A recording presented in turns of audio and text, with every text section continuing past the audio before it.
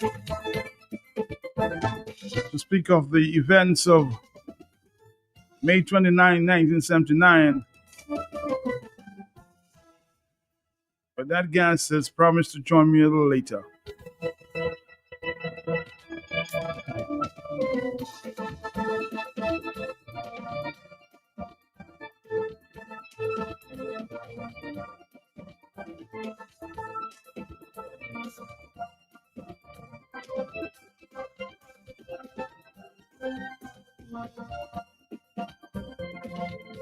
So until that time, I'm going to try to open up the lines a bit.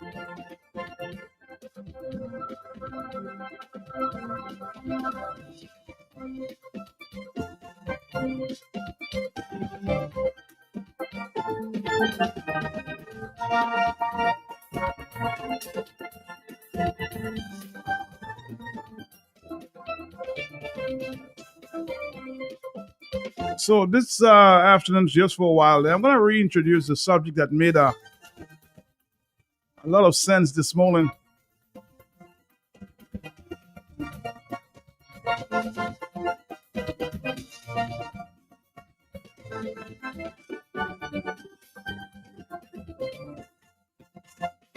Everybody's still texting my phone about it.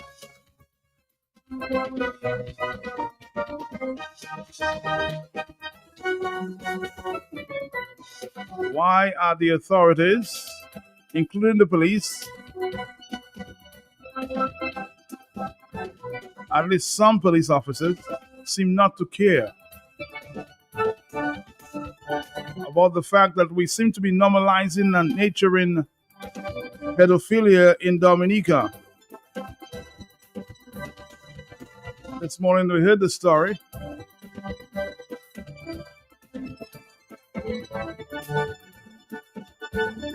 about a child, or about the mother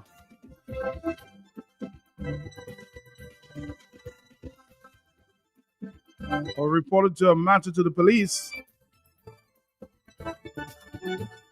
and they're yet to take any action.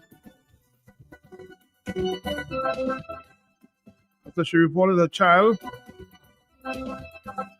was abused by some bus,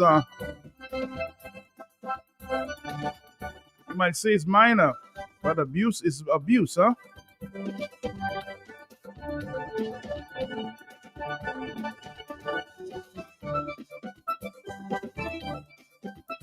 And later we heard other comments like this.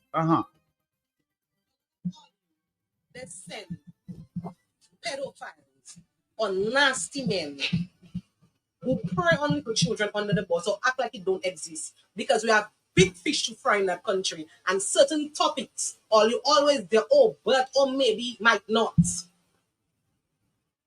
Some of all you have a habit to prey on little children. Please keep minds out of the way, and anybody else who stand against those things, protect your kids. Because there's no way you can see a child walking to school with a school uniform and for you to stop your vehicle to ask her, where are you going? Where else can she be going? Where else can she be going with a school uniform on her? Please don't let me take the law into my hands. I am not. Please stay away from what belongs to me. And the message is going to reach you because you know who you are. And please don't let me come out to call you, because if you think take me, Papa God, I will cut your penis, I will cut your bones, I will castrate you, and I will finish you. I don't think no long talking about you. Stay in all your lane. Stay in all you pedophile lane. Stay in all your lane. Mine not hungry. Minds are not vulnerable. The only way they might be vulnerable is because they are kids and they may not be able to fight back. But you see, in terms of hungry, you see, in terms of needs, it's satisfied. And I don't talk. All right, so this is the kind of reaction I was hearing on the streets there before coming to of course, the studios this afternoon. Talk on the block.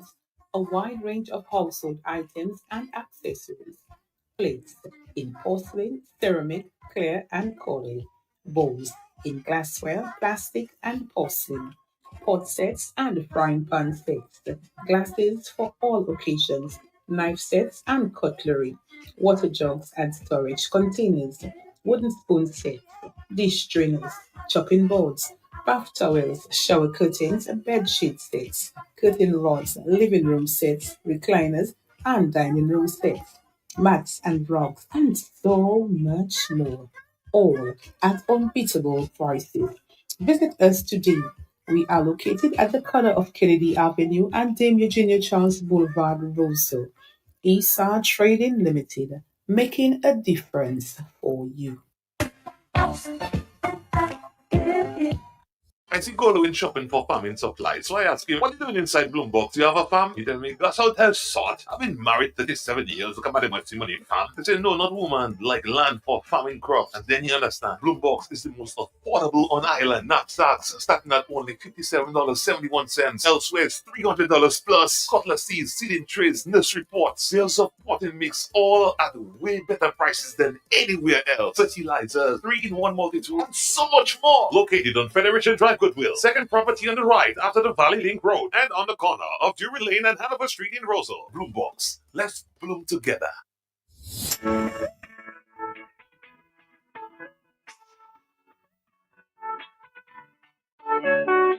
Attention all bakers and loyal customers of Ether Trading Limited. We've got a big news you won't want to miss.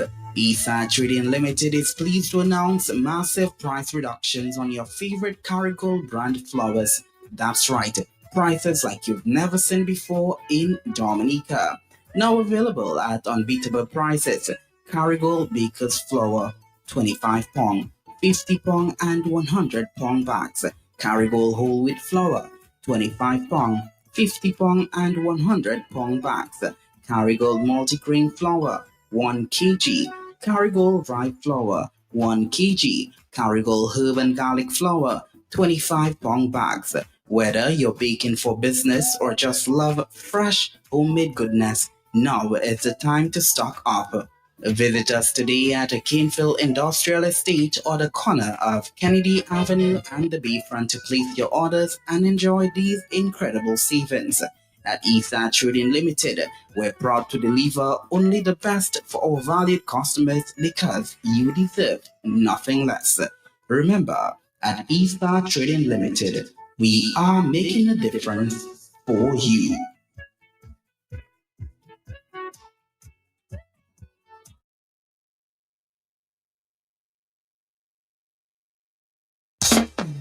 Dominicans, enjoy your property, protect your property. You homeowner and businessman, protect your property, enjoy your property. Can't wait for the hurricane, can't wait till you flood again, can't wait till your roof fly out and all your business coming out. Remember, no insurance company will insure your property when a storm is approaching. Get ahead of the hurricane season. Insure with a company who gives you the assurance of payment for your valid claim. Come speak with us today at the New India Assurance Company Limited, upstairs AC Shillingford and Company Limited, 24 King George Street, Roseau. Bring along an up-to-date valuation from a qualified engineer and get insured today.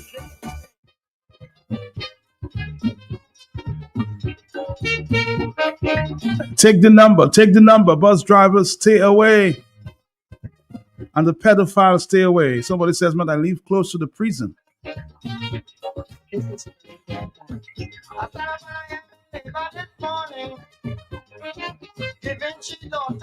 I would commit a crime and the law would be the cost.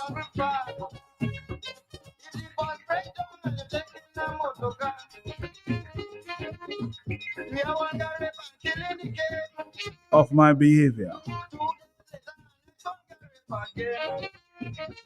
All women and men who love their children will suddenly lost their mind and take action, whatever the action is to relate to. Take the number. Carol, take the number. A message to the children, just take the number and report them. Hello, talk to me, yes? You look like I've seen a lot of bus drivers. Even sometimes last week in St. Lucia, they sent a bus driver to jail. I make the second time for molesting a young girl. What are they doing that for? If it's virgin, they want buy a bag of flour and make a woman, and they know where to put the string. It's virgin all you're looking for. Buy a bag of flour and make a woman, and all you have all your own woman to get all your virgin from. On another note, man, I understood that guns and ammunition and drugs came into customs. Is that true? I heard that, but we're still trying to clarify the amount of guns and, of course, what the customs and the police are doing about it. Have you heard of any arrest being made on that? I have heard something about some persons that they may be interested in and police are questioning at this time. Yeah, but if a stash of ammunition, guns, and drugs come in, custom or wherever it comes from the other side, tip all you off. Why are you always opening it to see what that is in it? If all you get a tip off, because when all you get the tip off, it's coming in somebody's address. It's coming in somebody's false name, from what I gather. So it's coming in a false name. So yes, wait till the false name come and claim it. Why opening it? This is a false name the person have. Let the false name come and claim it, because the person's ID the person has to make. The person might make a false ID and come, so you will know who coming for it, because it's a false name. But they always opening it. So something fishy, something smelling somewhere. Because every time like that, a stash of guns, ammunition coming in, all you see getting and all you opening it. Sometimes it coming to different individuals in the custom cells. All you know who it is, then they're going back and get their job. And some people now cannot get their job when they make a mistake. But some people that get all their drugs and ammunition coming into them at their name and their address, and they are working in the custom and the port, they just come back and do their job. But man, we live in our country. I don't know what kind of country we live in there, but something serious will happen in Dominica and all those things. And they know who they're going after. When they're going after them little people, it's good for them. And when them police, you call them and tell them something happening, they don't want to call. Why you have to tell them, my lady, I see a man for a bag of cocaine, and look at you going and distribute it, and they'll be waiting for the man. That is it. So you can catch them. Or tell them, look at workers, a person belonging to a workers' party, do something there, come and pick them up and they will come. That's the only time they will come, is to deal with the United Workers' Party people and to deal with drugs like cocaine and so on. Bye-bye. Bye-bye. I'm hearing this one, this ongoing investigation is running deep, huh? Accusations are hitting hard. Even the international lawmen are involved in this investigation, huh? Yes, sir.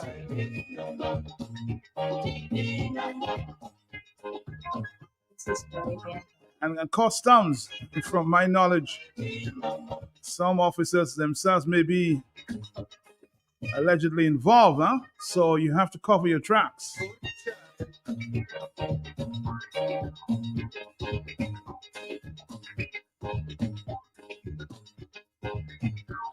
Hello, talk to me on the telephone. Yes, good. Afternoon to you, yes? Not right when I correct that song now. I'm just wanting the children to take the number. Carol. Oh, I remember. I did playing it. I remember little Kenisha Etienne. Bless her soul wherever she may be, Matt.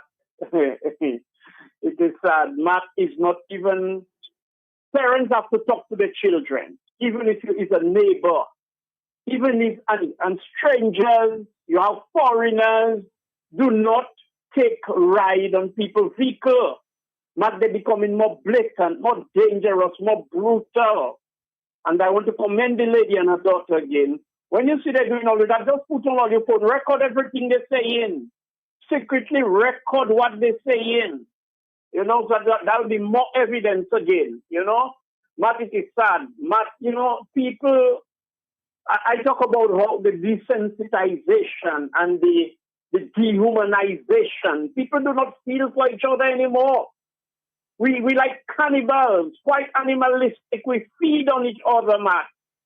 Matt, just a little quick observation. Matt, I hope the Navy... Matt, can you ask Lincoln Corbett in a press briefing or conference and Blackmore, the Minister of National Insecurity, can they keep an exhibition and get some ex-police officers to examine the 2 barrels of guns so they are not bringing those shiny toys gun displaying there? Because a couple of years ago, I say thing on that radio, we about those Chinese guns. But once upon a time, I used to deal with guns. And those guns, you could not tell them apart. They even had the weight to, you know. And somebody was even telling me you can, they would almost convert them into a real firearm based on a little modification. They look so much like the real thing. I hope, so let them ex-police officers come and inspect those things, because I feel the Navy SEALs and the snipers in Dominica are being armed. The little relation I hear in Matt, it seems like those guys with the white and black are the foreign FBI. Because you see those little idiots there with the automatic rifles, the battlefield weapon, and the fatigue, you know? And I see some of them with the white top and the black beard. Maybe that is those FBI, man. I didn't see them, so I can't relate to that. I didn't see them myself, no. I send you picture, 2 pictures, anyway, 3 of them. But I am glad Matt they know what is going on in Dominica. They could have stopped it. What if the person they purchased the guns from, or the source, they were watching them all along and follow them right to Dominica? No, they're going to catch them. So, based on what I hear in the connection, Matt, that sounds like Navy SEALs and snipers, weapons. And I'm saying nothing, if you understand what I'm saying, Matt. I'm saying nothing. You there with me? I'm here. So, I said it long time. All the things is joke that going on in Dominica, like criminals all you're dealing with, in high places with us. And my problem is how police like to go and beat little fellas and kill them, brutalize them. And I check in by them police afraid them, man, because they know they're dealing with criminals. And poor people, children are little afraid. I will not say what I was about to say based on if police he told you. But all you cannot roll over and play dead in that country because all you're dealing with criminals. No wonder, man. Some police officers, good police officers, not have heard shit, you know. Man have confided in me. They have a thing say, oh, blessings, you will know how to deal with it. And I still not bringing them on radio. I know man have spoken to you and there are certain things you cannot say. Because other things encouraging the absence of caution is either you're making the ultimate sacrifice or you're just being a damn fool. But there is a very thin line between bravery and stupidity. Self-preservation is the key, is not being a coward, but being self-preserved. And Matt, I am saying, let America and Europe and them beat us down even more. Whatever it takes to wake us in that country, the zombies, the dead, going through the motion of the living. Let America, and they hear me, they have the intelligence all in Dominica, They listen to Q95, they listen to DBS, they listen to every damn thing in the world. So let them put more pressure on the Caribbean, and for when some of them travel to just pick them up for questioning. You remember a couple of times the State Department that someone called Skerritt, can you remember? Mm-hmm. You know, let one of these days we just get on the news, international news. First you'll hear it with the local news. Or maybe on Q. Well, the government, the FBI or this whatever State Department have just arrested, let me not call their name, and they have them under investigation like the Gaston Brown that have some kind of gag order on the matter because it is implicating him and all the other criminals in Antigua. And all you want to worship politicians, all you zombies in that country, all you don't know they are the ones that are impoverishing all you and by stealing all of your money and not facilitating all you with employment, industries, factories, markets for your agricultural produce. Not even all your road to go on all your farm, that is okay. But all you there, Leila, welcome! But have a blessed day, sir. Have a blessed day. 449-3095-96 and 97. Hello, it's 137. Hello, talk to yes.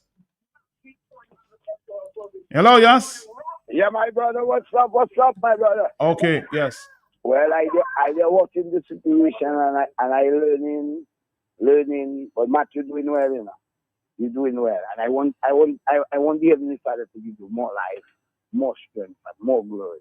Because you see, your momentum, you right on target, no matter whatever they say about you. But let me call on the Prime Minister to call in National Security, Mr. Blackmore. You need to meet the people for what is happening. I mean, I've been talking about children and those kind of things. I've been talking about a lot of things. But what is happening in the country now is real, because I'm telling you, I am really getting afraid. You know, every time it's about a gun scene and a this scene and a drug scene, but nobody's reporting. Like before, you had a police officer they called Mr. Wicks, would have reported every matter to Matt or to whoever. But because of his outspokenness and letting the nation know exactly what is happening in the country, some destroyment have to be, into the good of certain people like Mr. Wicks, that should be the Prime Minister, and all this nonsense that is going on should stop. No, this gun thing, Mr. National Security, you talk about amnesty, you talk about this, you talk about that. Give us the information of what is happening in our country. Give us the information is what is happening into custom, out of custom, the smuggling. Because it's take a boat, and the boat that we are taking, the DNA, is in us to take a boat. Let us stop that kind of nonsense now, please. I beg you all. This Labour Party dividing thing, that politics kind of thing is starting to make my head bleed because I am afraid for the children. And in closing, it is not the first child, and it will not be the second, and it will not be the last. But in my little 10 cents in my brain, one day the government, I am talking to you, the lawyers, the magistrate, I am talking to you all. One day when a mother take on her own and react, please do not send her to jail. That's all I have to say. Bye-bye. Anytime you hear that, you pull over and you get a truck with a motor car. Whether it's Mazda or Mazda, darling, one thing I beg you to do. You hear? Don't study color, put on a chain. Once you find the driver, look straight.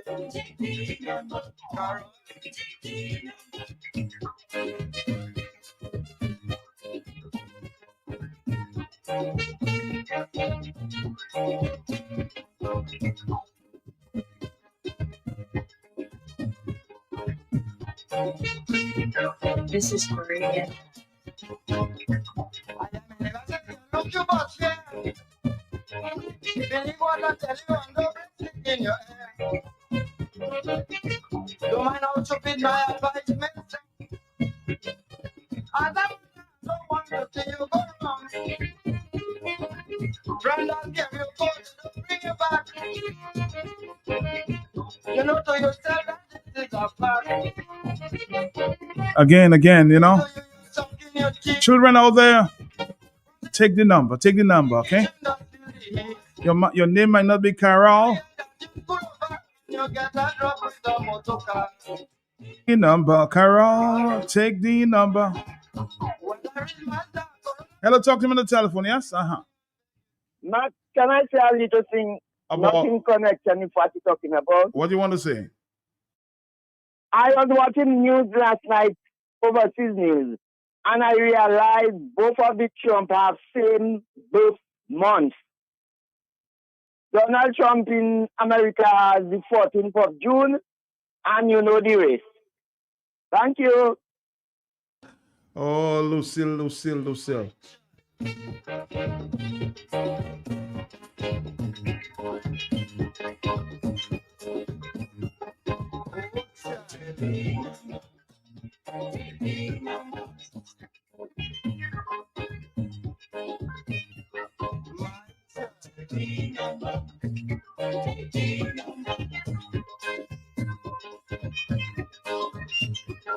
Yes, sir.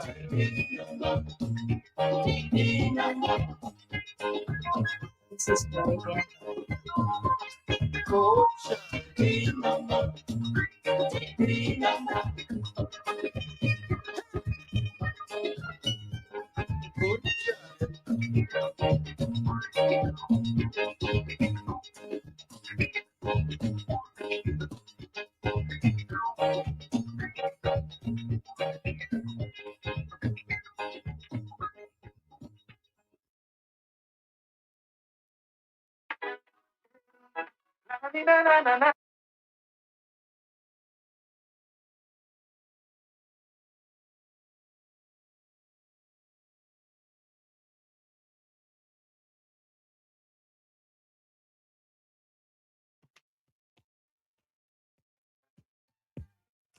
Now available at ESA Trading Limited showroom departments, a wide range of household items and accessories. Plates in porcelain, ceramic, clear and corale. Bowls in glassware, plastic and porcelain. Pot sets and frying pan sets. Glasses for all occasions. Knife sets and cutlery. Water jugs and storage containers. Wooden spoon sets. Dish strainers. Chopping boards. Bath towels, shower curtains, bed sheet sets, curtain rods, living room sets, recliners, and dining room sets, mats and rugs, and so much more. All at unbeatable prices. Visit us today. We are located at the corner of Kennedy Avenue and Dame Eugenia Charles Boulevard, Roseville. ESA Trading Limited, making a difference for you.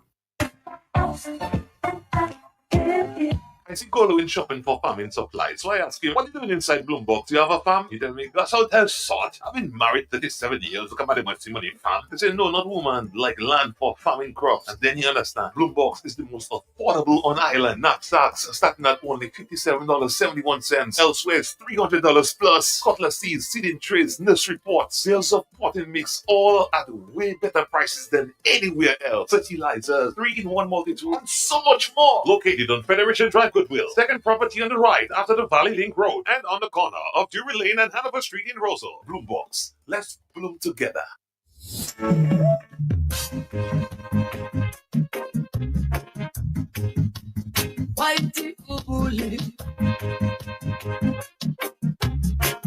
Dominica, tomorrow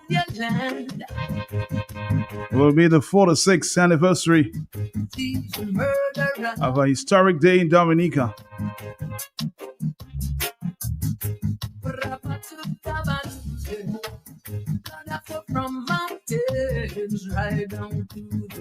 And that's the eve of the May 29th, 1979.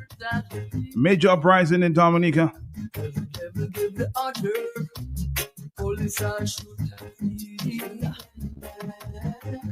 And on the other line, we're speaking to Mr. Gabriel Christian, who has documented that very important time in our history.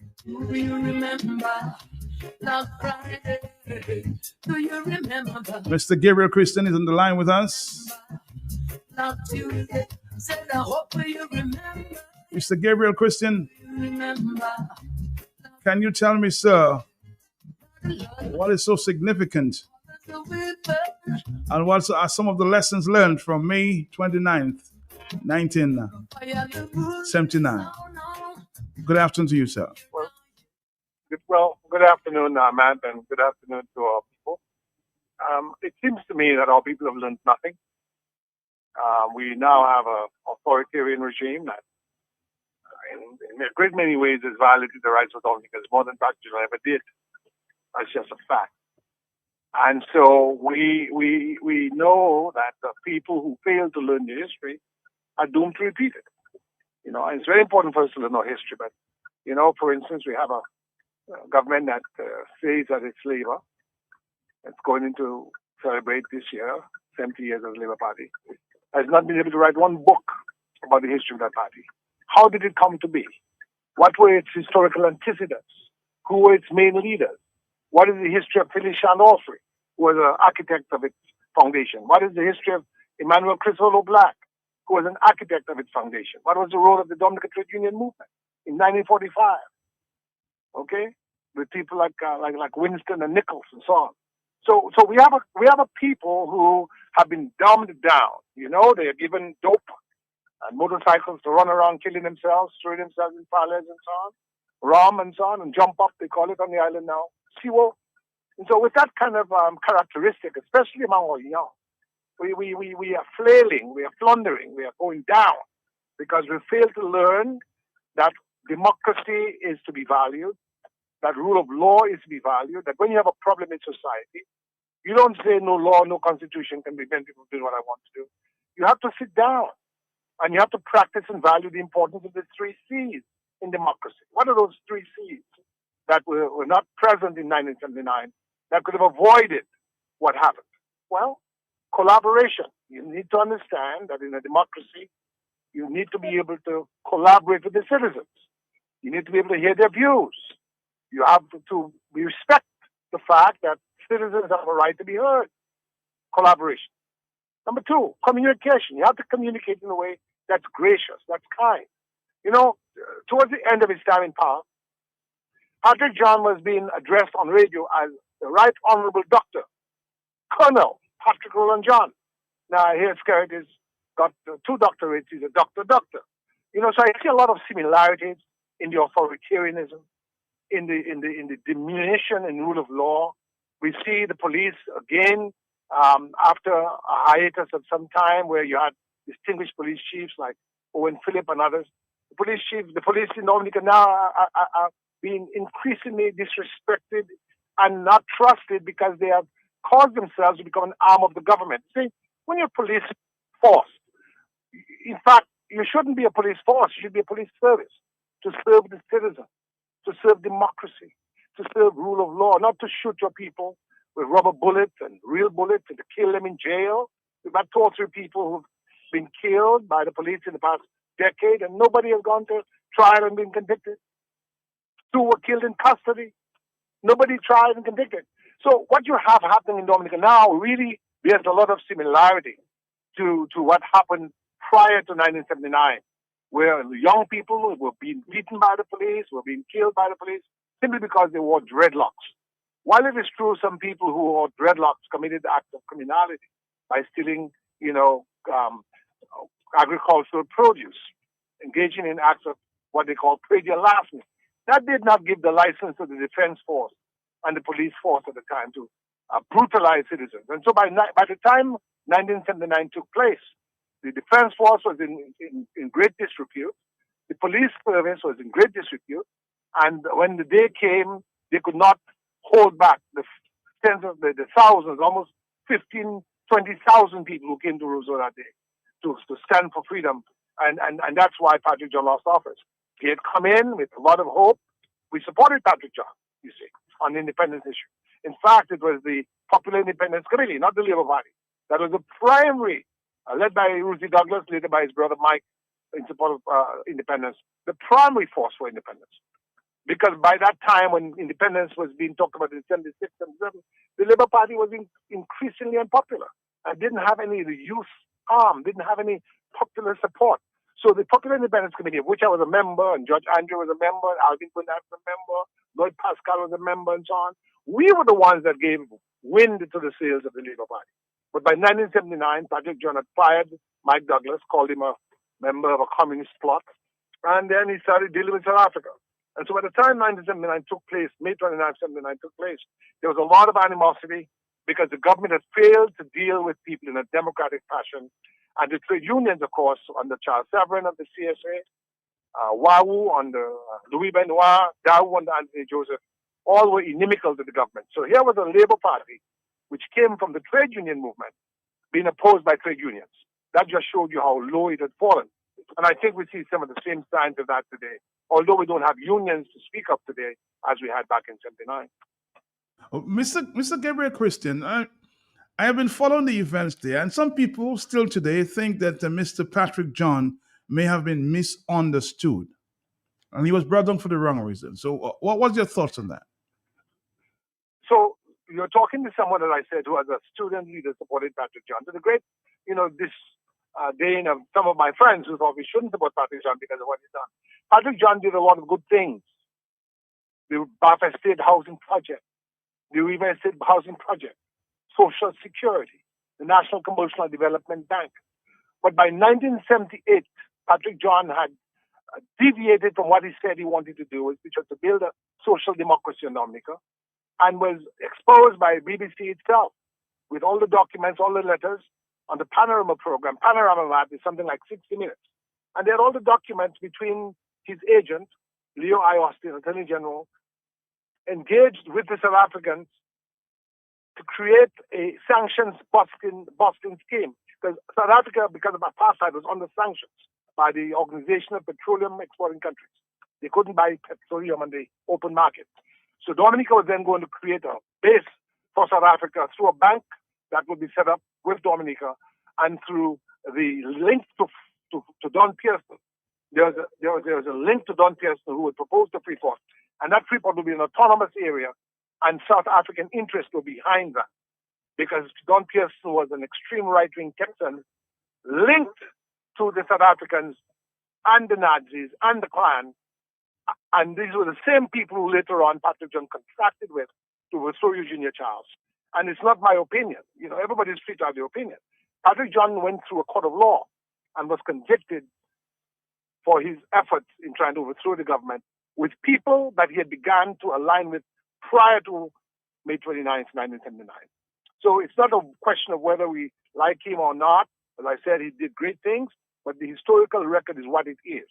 He had his day in court and was found to have contracted with foreign mercenaries to overthrow the government.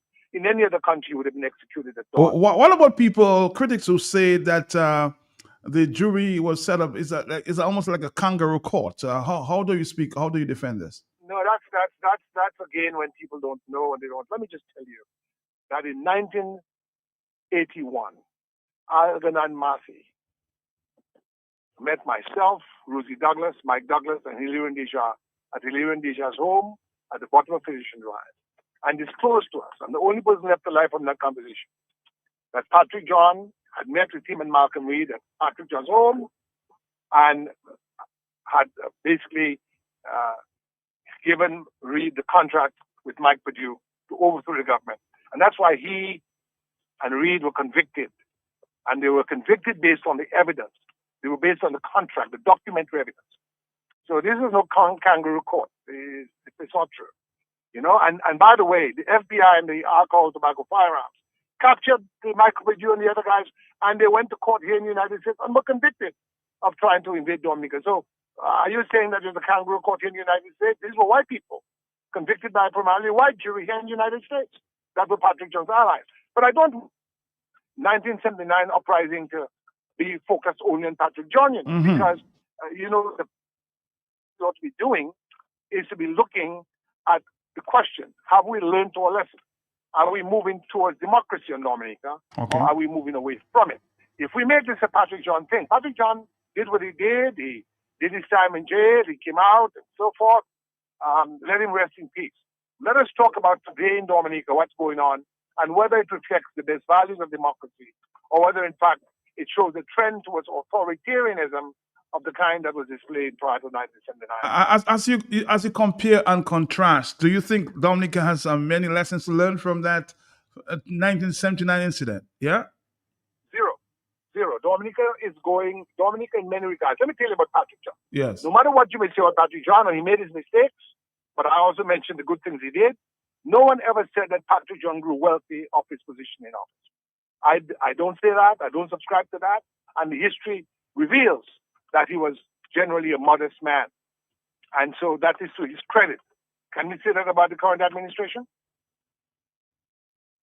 No. Well, you said it, I didn't. I mean, the record is clear. I mean, we have a situation in Dominica now where we don't even know whether Dominicans still own Dominica. We don't. Have we ever seen the China MOU? Who are our ambassadors, Matt? Name any serious Dominican ambassador for me right now. Not two or three, one. One serious ambassador? Serious. I have to dig deep on that one. One serious ambassador. Thank you. Okay. There you have it, man. There you have it. But I'm sure you can name about half a dozen international bandits who are representing Dominica or once had a diplomatic passport. How can that be? So when I say zero, that we've not learned our lesson, I mean it. As they used to say, Dominica, we are trifling in that we see the refusal of the National Library. We have two airports, a building a third.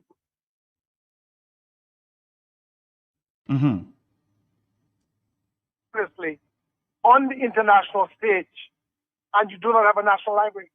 The reason we don't have one is the government has shown no interest in having Dominicans understand who they are, valuing our culture, our rich heritage, our pride, our reputation in the world. If we did, we'd be doing a better job, and we'd be trying to make sure that Dominica was a more inclusive country, where diverse views and opinions were entertained. Right now, we have a one-party state. In 1979, we did not have a one-party state. There's a Freedom Party, there were trade unions, there was the political left. Today in Dominica, if you don't wear red, you're dead.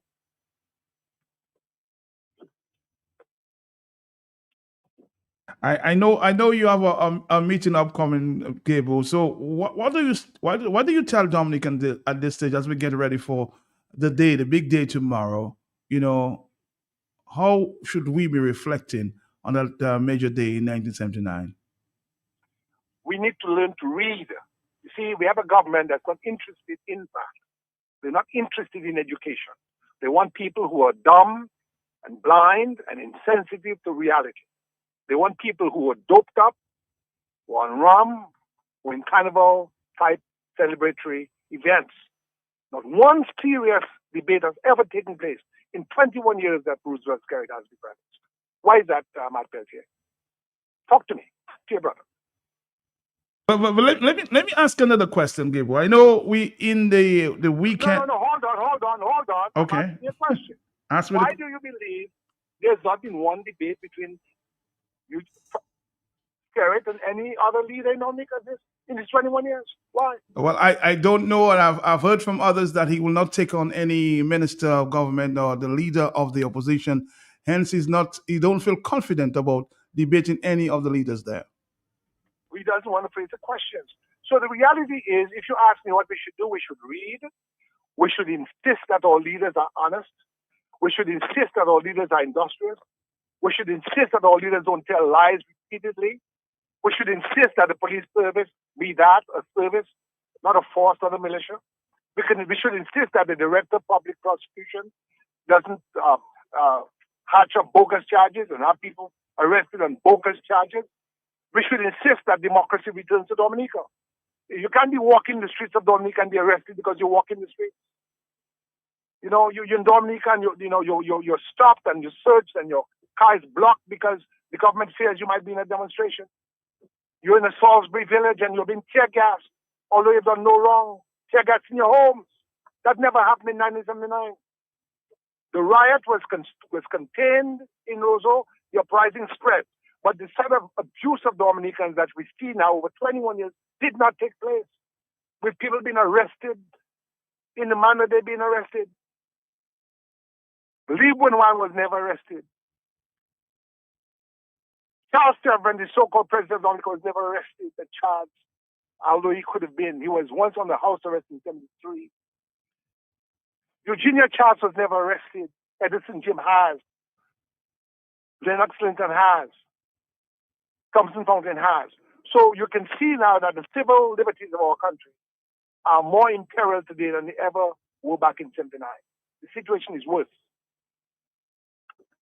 But tell me, as we go forward, I know we have to climax. There's a lot of talk about Mia Motley coming to Dominica. A lot of people, we have a lot of pushback. You know, people don't want her to come, some wanted to come. What would be your thoughts on Mia Motley coming to Dominica at this time? The Prime Minister. Mia Motley, history will deal with Mia Motley, and I'll say no more on that. That's all you will say for now.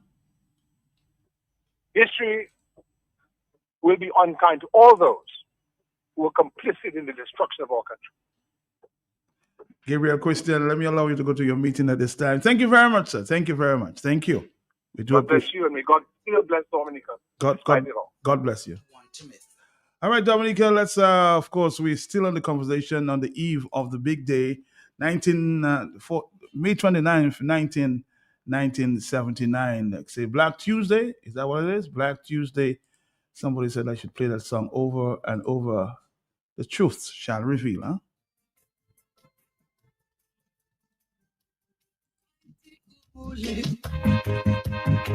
One of the witnesses, when I found out yesterday, said, Franklin, we need to have a talk. I know you lived right around the area and may recall a lot of the events on that very day. Franklin Peter Moses. What do you remember, Franklin? Am I digging too much? Yeah, you're sending me back into some deep archives with some deep emotional stories.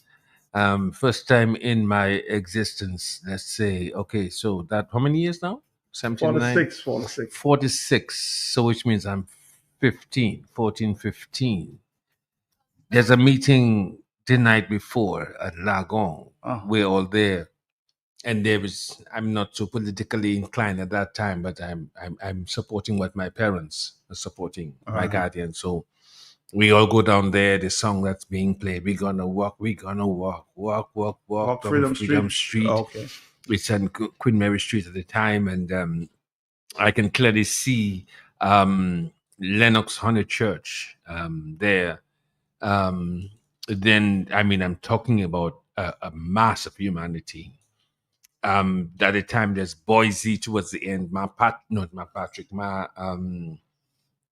Where Burton is there now. My Hamlet. My Hamlet is there, going all the way down past.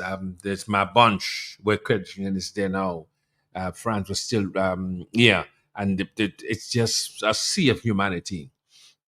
Those days they would have the Bedford trucks and then the old vans, the Mitsubishi L200s, L400s. And so people are there and there's a sweep of energy. So fast forward the next morning, people could hardly sleep that night.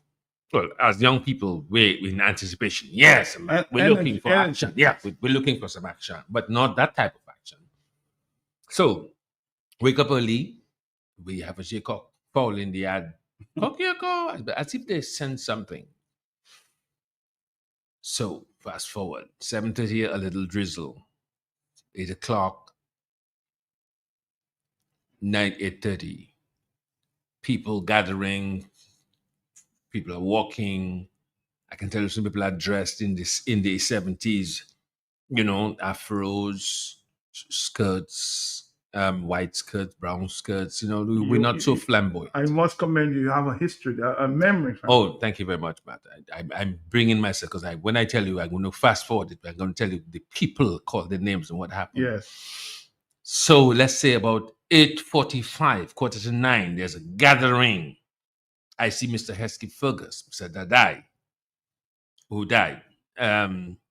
This is certain ministers, what's his name, Eustace Francis, driving. Drives up, Kennedy Avenue. I live in Kennedy Avenue in the Pound area, right opposite the Arak House of Culture. My neighbor is Baron Lordy. The other neighbor is my John, Alma John, Heffy and Mano. Next side is Jasper. And the other side is Ma Popo. And the other side is Egbert. Eggy, he's passed away now. Then the Arawak.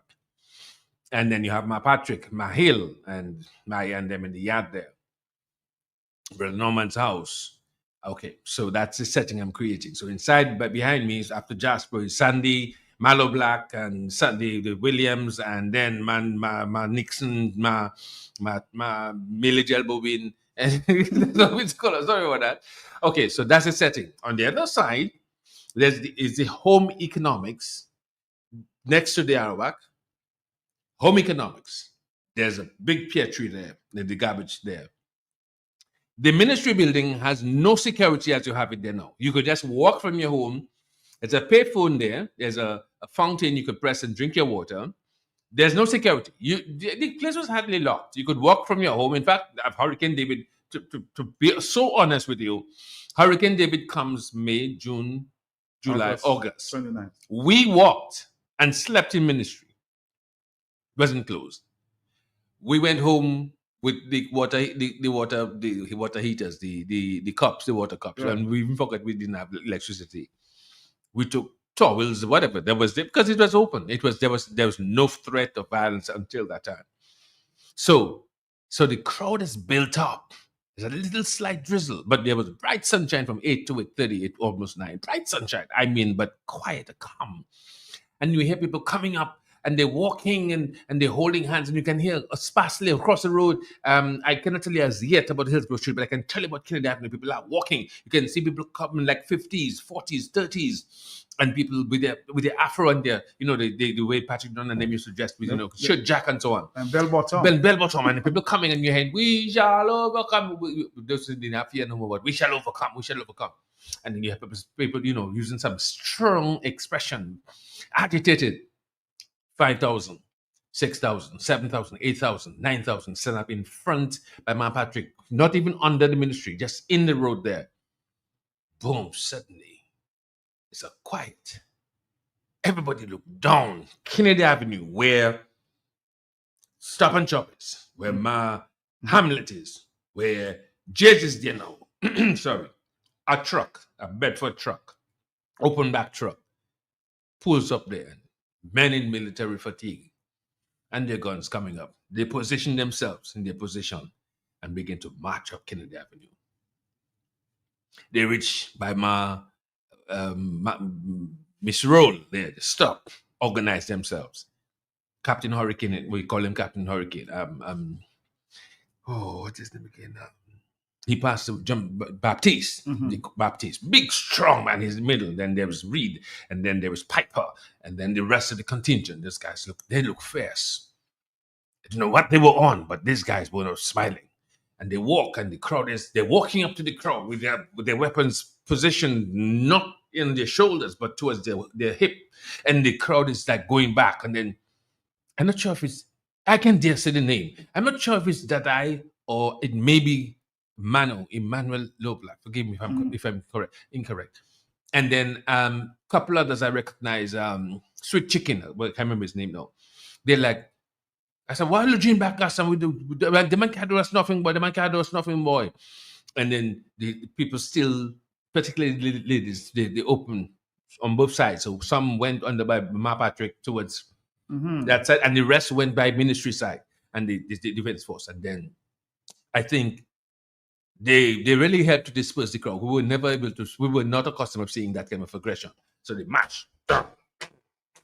You could hear the sound.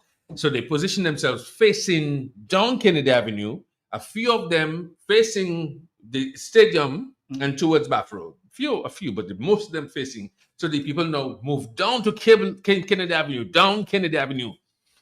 That stayed on for a while. Banter, everybody saying, yeah, let's see what happened. Suddenly, some stones came without warning, from middle of Pong. And I mean, somebody planned that because they were like non-stop for 15, 20 minutes. Stone, boom, boom, boom, boom, boom, boom, boom, boom, boom, boom, boom, boom, boom, and falling. You can see defense was shipping.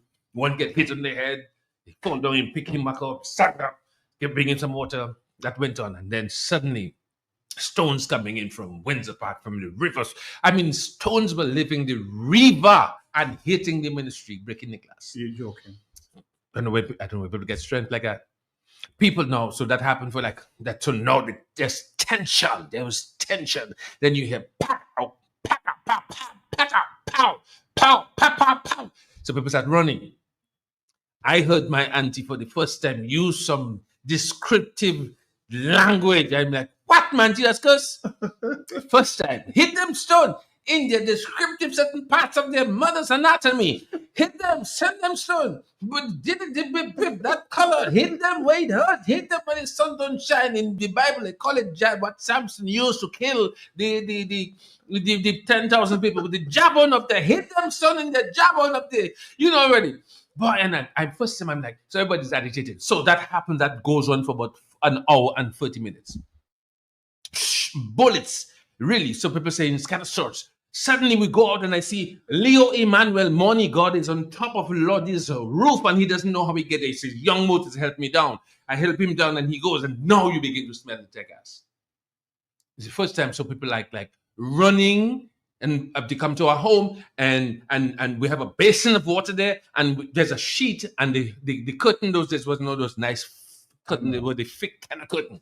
And people like just chain that and dip that in the old bucket, the aluminum enamel bucket.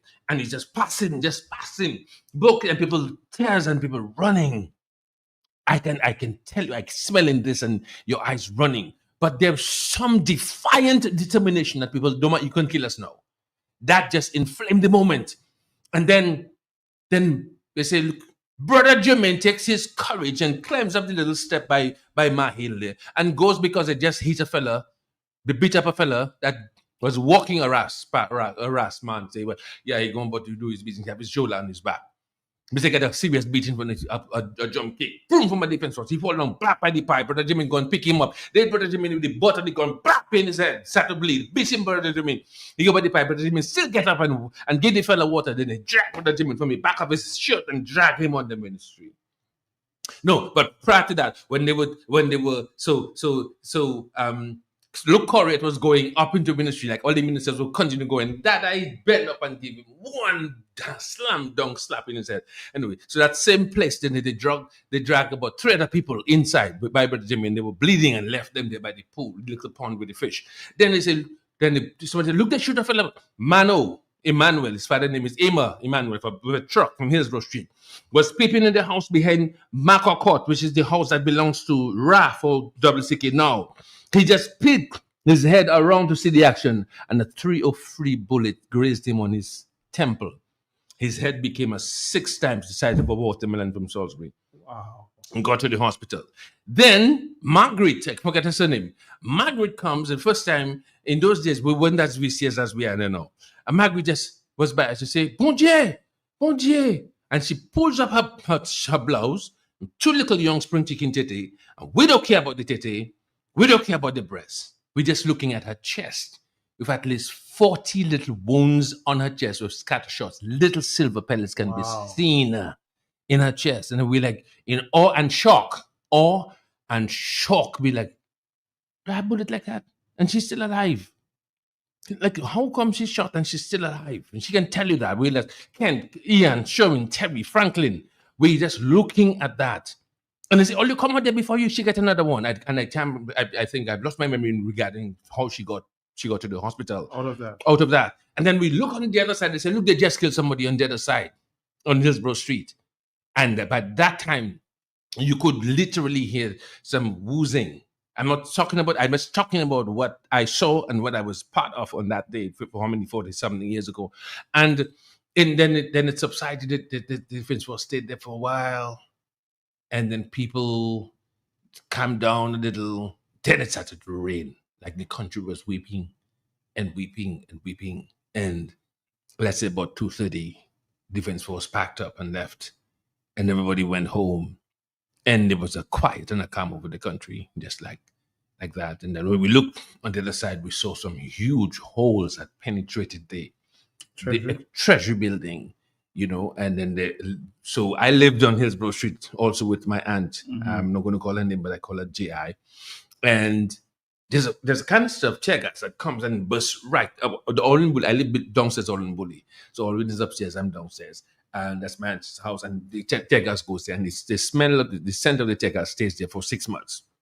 And the first time, the neighbor was complaining. The only lady who called us on Saturday and said that man sent me to work under her. And there was a little child, and the little child started choking.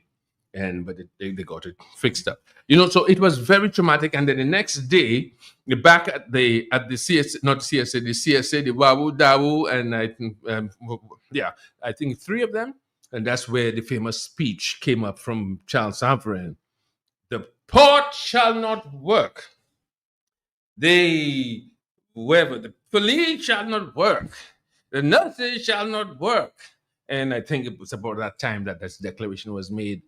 And, and then it just became, I think then was that the same time of the 47-day strike? Around that I think so, because after that, there was no work. There was no nothing. And then you go to CSA, not CSA, the parish hall. And I remember the farmers, they would bring that thing. I remember the pumpkins in particular. You didn't have to do another thing.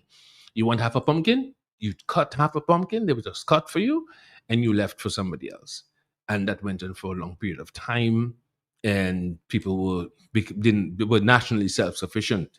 So it was not just could make, it was could eat. All that. So that is where the terminology became out. In fact, right now, it was a term coined by us that all shall eat. It was not a fundamental labor principle. It was, okay, we'll share, all shall bring, and all shall eat. And that is, there are many more other circumstances. But I remember Emma, I remember Barajameen, I remember that the guy. When did you remember, people coming back and tell you the guy the shot was dead? Sorry, I also lived with my mom in, what's the name of the place where the guy has the by CSA there? Because there was a merry-go-round there. The pools, Windsor Snackets. Yeah, they spray pools downstairs. In the pools, right. So I know Philip. Philip is we played with, there was no TV, there was no phone and so on. So we played also at the merry-go-round, and the Etos would be tumbling, and Muff is Philip's brother, and his sisters, my good friends. We grew up together. Pong, Kennedy Avenue, Cork Street. So that's, you have Tokers, you have Funky Broadway, you have Chocolate County. Then so we formed out, and we have and Tokers. When we had Tokers, the one in Cork Street was called how could I forget? Nick's City. Mm-hmm. So we had our little banters, So when they told us that Philip, a man has been shot, and we didn't know, and then they said Philip Timothy, and therefore him, which is a little disappointing. There was a memorial plaque erected for him towards the side of the Hillsborough Street. As soon as you bend from Hillsborough Street, from Bath Road to Hillsborough Street, right there in the yard of the government headquarters, there was a memorial erected for him. And when I passed there, no, it's all covered in moss, and it's, I think the plaque has been, because all these years the plaque has rotted, and it was not etched in stone or things of that sort, and it's just been neglected, and his memory is just. Why did the government? I didn't know if this government was responsible for covering this mural. It happened during this administration. It was there. Orlin Bully was the one who actually was depicting Philip being shot with a 3 bullet, and there were 5 penetrative holes in the concrete, and two very destructive holes in the reinforced concrete, and that was just a memorial for memory. Over a period of time, it was covered up. It has been covered up, and part of our memory of life and circumstances, marking and punctuating our history. That was signed in blood and tears and regret, So that's how I remember it. What do you think was some of the lessons, Franklin, 46 years later? As Gabriel was saying, was that the passage of that certain bill and the what was perceived to be the wanton arrest and beating of the men, the Rastas, or no, they call them the Dreads at the time, because they were very much agitating for, I don't know.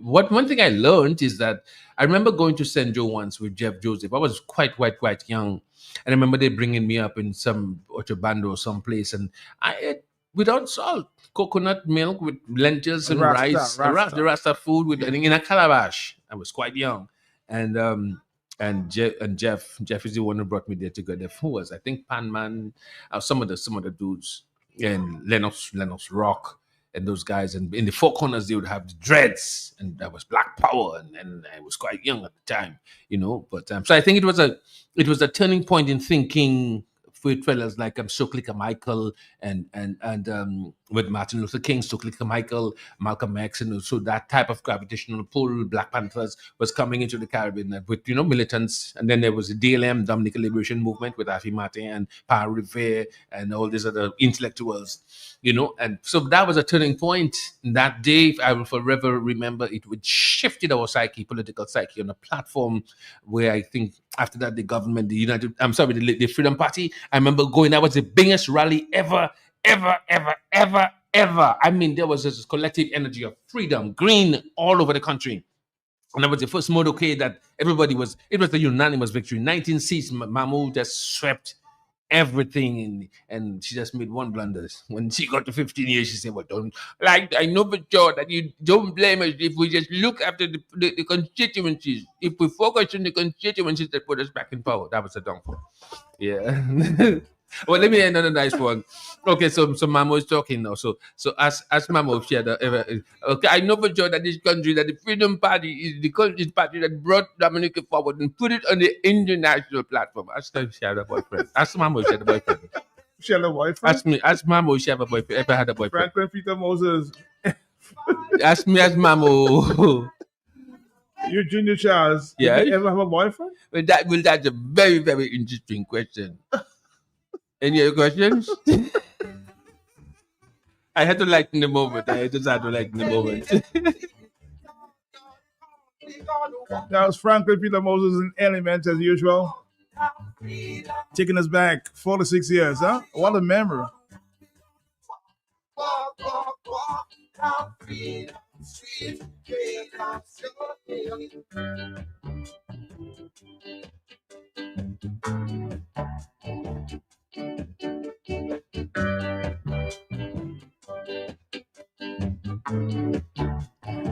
And if you have your own memory, give us a call, huh? Of course. Hello, talk to me, yes? Good afternoon, Matt. Good afternoon to you. How you doing? Matt, I just called to compliment Franklin on his talent, his gift. Yes. Because that's all it is. It's tantamount to a gift. It is. Painting that picture for us, for those of us who are not here. And I think Franklin should write up. Yeah, Franklin should be writing books, Matt. I'm convinced he should be writing books because his memory is impeccable. Very. Thank you very much. Yes, thank you very much. Yes, Franklin, you should be writing books. I think I would. I don't know why. I have so much to share in regarding the whole intellectual, natural, aesthetic development of Dominica based on my experience. And I don't know, God has blessed me. I've been able to connect and retrieve, remember, Yes. recount, restate, and so I think maybe that's a good idea. Hello, but talk it's to me. still fresh in my mind. Yes, Caller, are you there? Hello? Nobody there. Let's take another call. Are you there? Yes? Hello, Matt. Yeah. Franklin. How you doing? How you doing? Yes? Peter. I lived that history. I forgot. Go ahead. Oh, I forgot Petro. Oh, God, Petro, go ahead. I mean, the precursor to all this, history is repeating itself today. 1961, my daddy toppled Frank Barron down on Old Street at his Freedom Party meeting, DUPP. That was the masterhead of Freedom Parties where they evolved from. And Edward Oliver Libner toppled Frank Barron in 1961. And let's fast forward it. 1965, 1970, 1975, Labour keeps winning. Guess what was the climax? Labour, Patrick John, I was a driver. I brought dignitaries into the stadium, into Windsor Park that evening, November 3rd, 1978. I believe Princess Margaret was there. Eugenia Charles was sitting on stage with the most serious, solemn face on her. November 3rd, 1978, the Labour Party, Patrick John, brought Dominica independence. Eugenia Charles realized she could not topple the Labour Party government. She introduced violence in Dominica in 1971, 1972, and she culminates it in this toppling of the Labour Party government 7 months later after Patrick John brought Dominica independence on May 29, 1979. Her commander-in-chief was Mr. Charles Savrin. She used the CSA, the most potent, powerful trade union, the civil service union. She used Louis Benoit, the second most potent waterfront and allied workers union. Wadix was no doubt a little boy about in those days and would have the history written about that. When Louis Benoit tell the port workers, we closing down, fellas, let's go. Everybody drops anchor at the port and everybody moves. Because I saw Louis Benoit with the how you call that, the wig of the Speaker of the House in 1971. Is it opposite DBS? You mean the mace? The mace? The mace too. The mace too. Yes, and he sat in the Speaker's chair. I dare someone to try that today in Mr. Joseph's chair. And I saw registry burn in front of DBS. I saw Mr. Ferdinand Frampton toppled down from DBS, down Newton Hill into Suki's bakery, where he went for safety under heavy blows. And had to hide under the bus and his wife over him. And every single minister, every single senator had their turn with stones. Including Boy Z. Mr. Gabriel Christian gave that name, and it is online. It must be read in the schools. A rain of stones. That documentary is there online. When all the prominent laborites like my daddy, who was a mayor and senator, we were stoned every single glass plate. Peter, somebody reminded me that you had to wave a white flag. Yeah, I was almost. I'm waiting for him to finish. I'm gonna tell you, but he said, "I surrender." Is that true, Peter? He asked mommy to bring a white shit for him because here is daddy shooting in the air, my twin brother Paul shooting in the air, and Joey Vanterpool also shooting in the air because daddy is shouting at all of them. Make sure you shoot in the air. Do not kill the MA. And the police next door is shouting back to daddy, take it easy, because daddy is a special constable. His number is 007. They called him James Bond or Bondo. I mean, what's his name, who just died recently, was his right-hand man in those days in Bells, when he would have his fracas with Mal.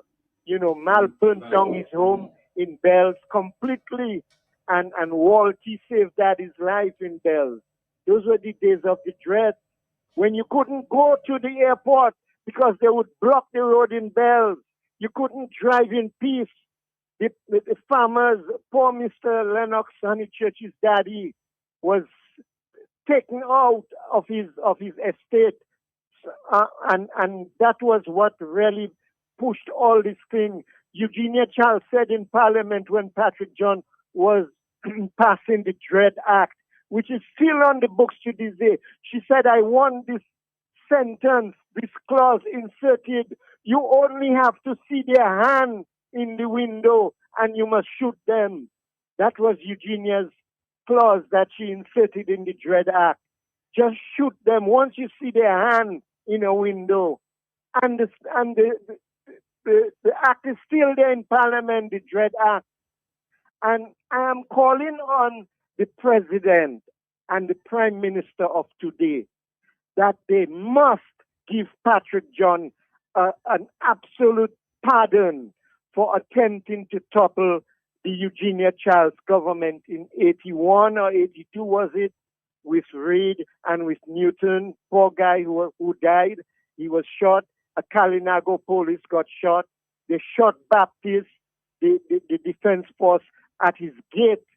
They riddled him with bullets when they went for him in River Street. Well, I mean, I'll never forget not that. Baptist, Benji. Benji, thank you so much. 46 years ago, I mean, the memories begins to get a little That's wiped okay. out. That's okay. That's all right. That's all right. Yeah, man. And Franklin has an impeccable memory there. Yes, because Patrick John called Daddy and he said, Jojo, you're my mayor, you're my senator. I've run out. What is his name? Degazon flew the country. Fred Degazon. Fred Degazon left on a private aircraft. So Patrick did not have a president to keep him in power. And he convinced Daddy, and you know Daddy, packing and playing bad already, calling him the sheriff.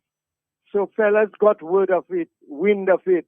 And I mean, what its name in Pottersville, the parish hall grounds, where the civil service and they would all amalgamate every single afternoon. And I'll never forget Charles Savoy on the mic saying, tonight we're going to teach Jojo Karam a lesson. He wants to be president. We will teach him a lesson. Boy, I ran home and I told Daddy, they come in tonight. All he told me is, let them come. But Daddy's shooting in the air, you know, Matt, Franklin. And all of a sudden, bullets is whizzing by his ears. Fellas are firing back at him. When he realized that thing is getting serious, because the stones is coming out from the Rosa Boy School behind the wall. I mean, the mixed school. Stones were growing by the seconds in that school, in the mixed school, right there in front of Acme Garage. I mean, the stones were not stopping, Matt. It was not stopping. It was a rain of stones. Gabriel Christian coined that name on his documentary. And that was the end of it. When Daddy couldn't become president, every minister sent in their letter one by one. I tender my resignation. I hereby tender my resignation. That's how Eugenia toppled it. And the first one started with Patrick John government. With OJ. OJ was the first one to send in his resignation, and then it. But when Peter was sitting now, Peter Karam and his family. When let me give this story how they saved Roseau after the hurricane. There was the only place that they provided entertainment, no matter how hot the oven was, but they also had ice. And there was a curfew right after Hurricane. Yeah. Then that same year, after having had experienced that trauma with stones in that veranda, Peter, you could build another house. We did him other stones in that, but look, stones in that veranda. And then Peter, the Karams were the only people for the largest circumference, maybe further than Kingfield, with ice available. Then entertainment you could only go in. You can go in during the curfew. Yes. You can go in during the hurricane. You get ice. You can go in there and entertain. So free up the boredom of the country. Peter Karam, well, what do you think are some of the lessons learned as before we wrap up from 46 years ago? I was telling you why the president and Prime Minister Roosevelt must give Patrick John a pardon.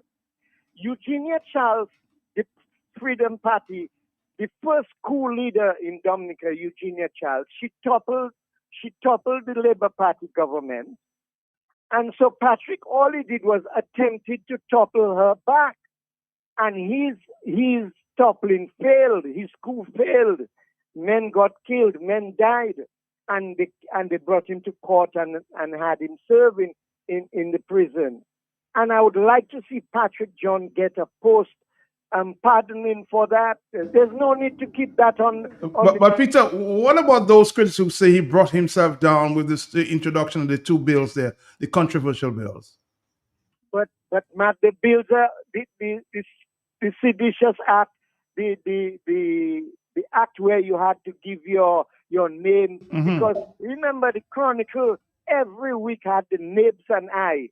They were closing the Labour Party government non-stop. Here was this other guy who died with Shandolfrey. They had the Herald newspaper. They were blowing the Labour Party government every weekend in the Herald newspaper. I've never seen a government take so much blows from the Freedom Party. They could not win by the polls. So that's what Eugenia did. She used that as a climax. She brought the complete civil service to topple in. I mean, Blue admitted to me, Peter, I was one of the mobsters, one of the terrorists that day. Blue admitted it to me. I never realized that she's been an agitator since she's 10 years old. So what would you tell Charles Savre today, Peter? What would you tell him? He got his pardon. He was made president. And I'll admit to this day that I stayed upset and vexed with Prime Minister Roosevelt Skerritt for doing that.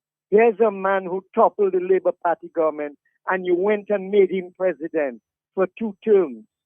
So I realized I dug and I became older, and I realized the only way to have kept Charles Savre was to put him there where you could have peace with him. Because had you allowed Charles to go free, he was a loose cannon. Mr. could pull out the union, the civil service union, on 3 words: let's go, fellas, let's go. And that was it. Peter Karam, thank you very much. The truth shall reveal, eh? Thank you, Peter. His version of his of history at this time.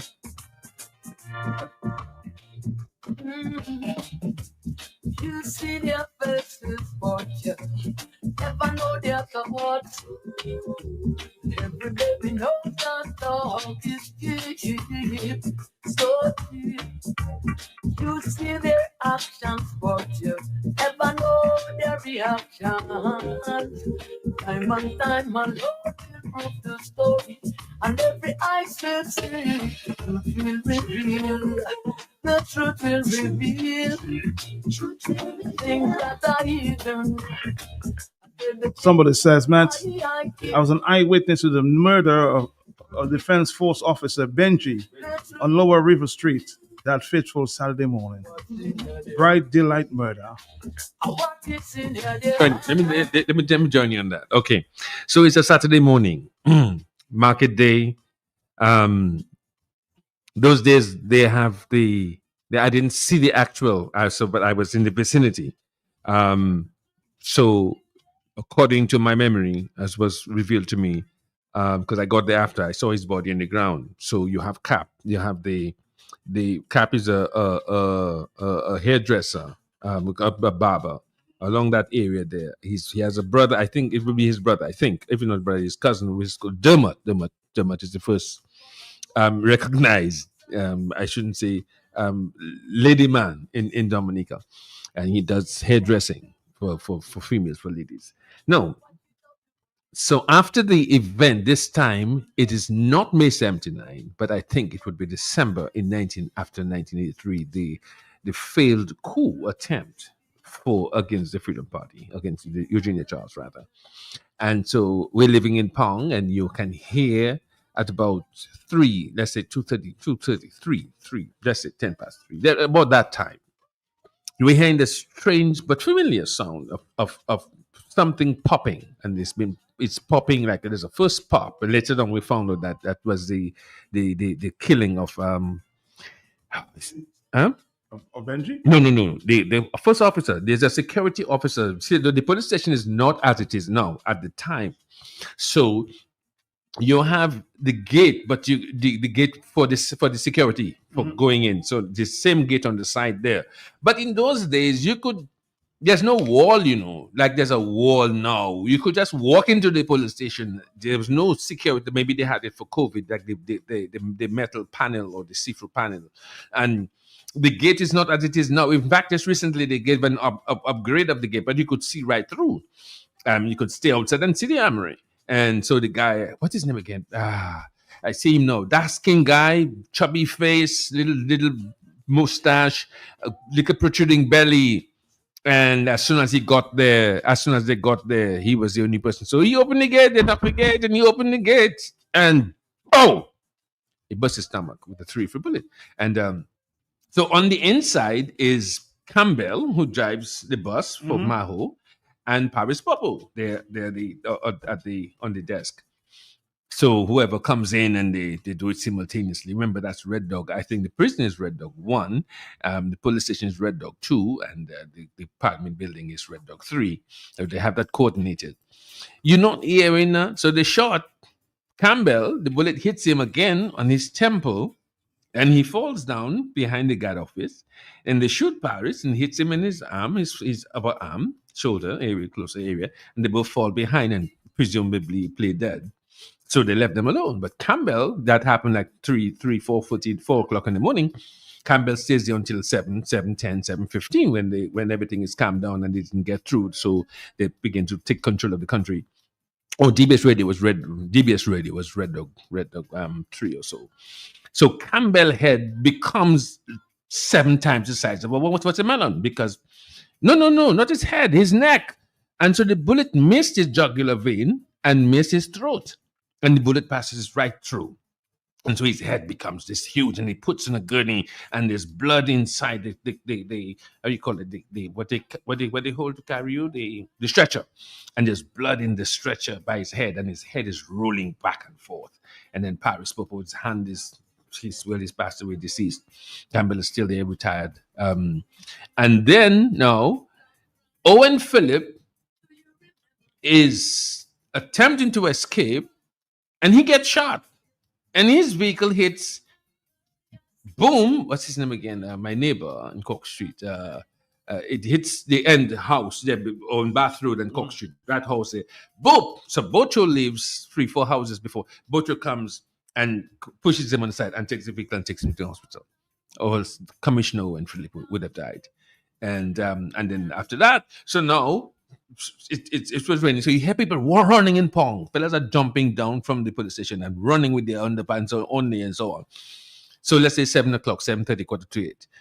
Presumably the police now driving a green Land Rover. They go down because they know they're angry. Those guys, those police are angry.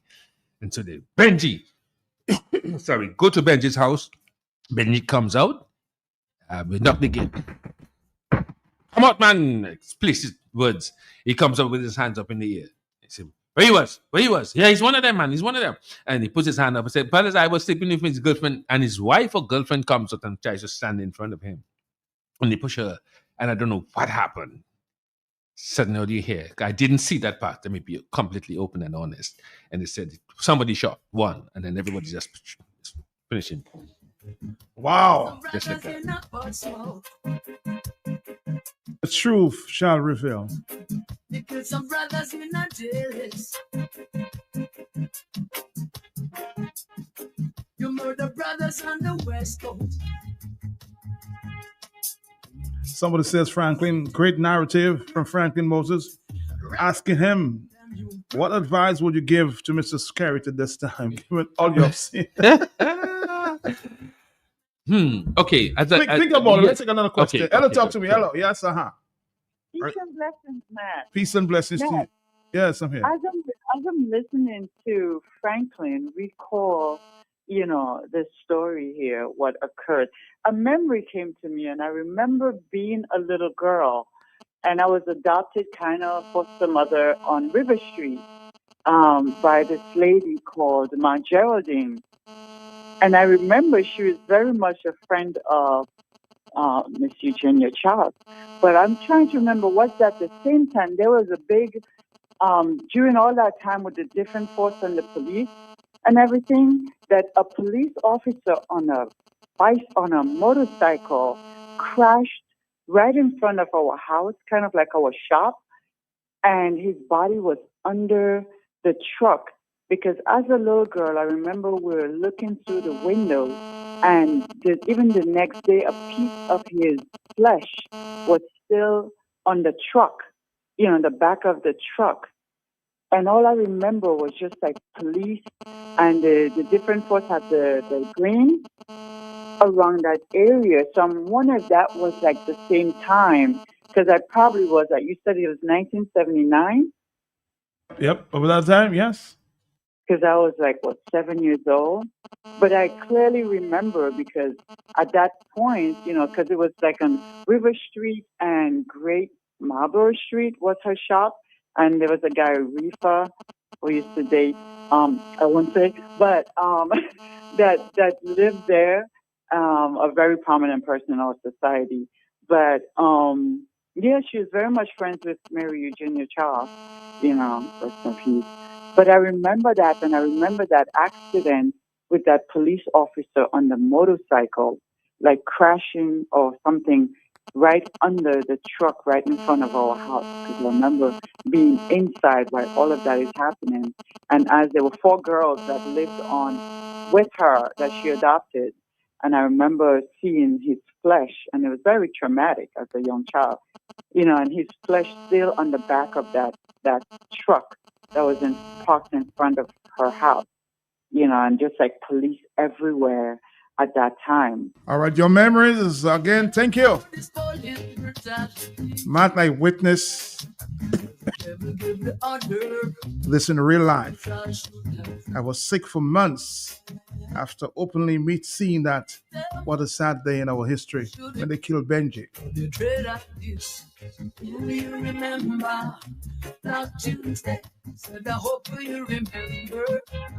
Do you remember? Of course, listen to Franklin. You are the best, Franklin. Do you remember? A lot of compliments coming there. Do you remember? As I invited Franklin to go back to the memories etched in his mind for sure.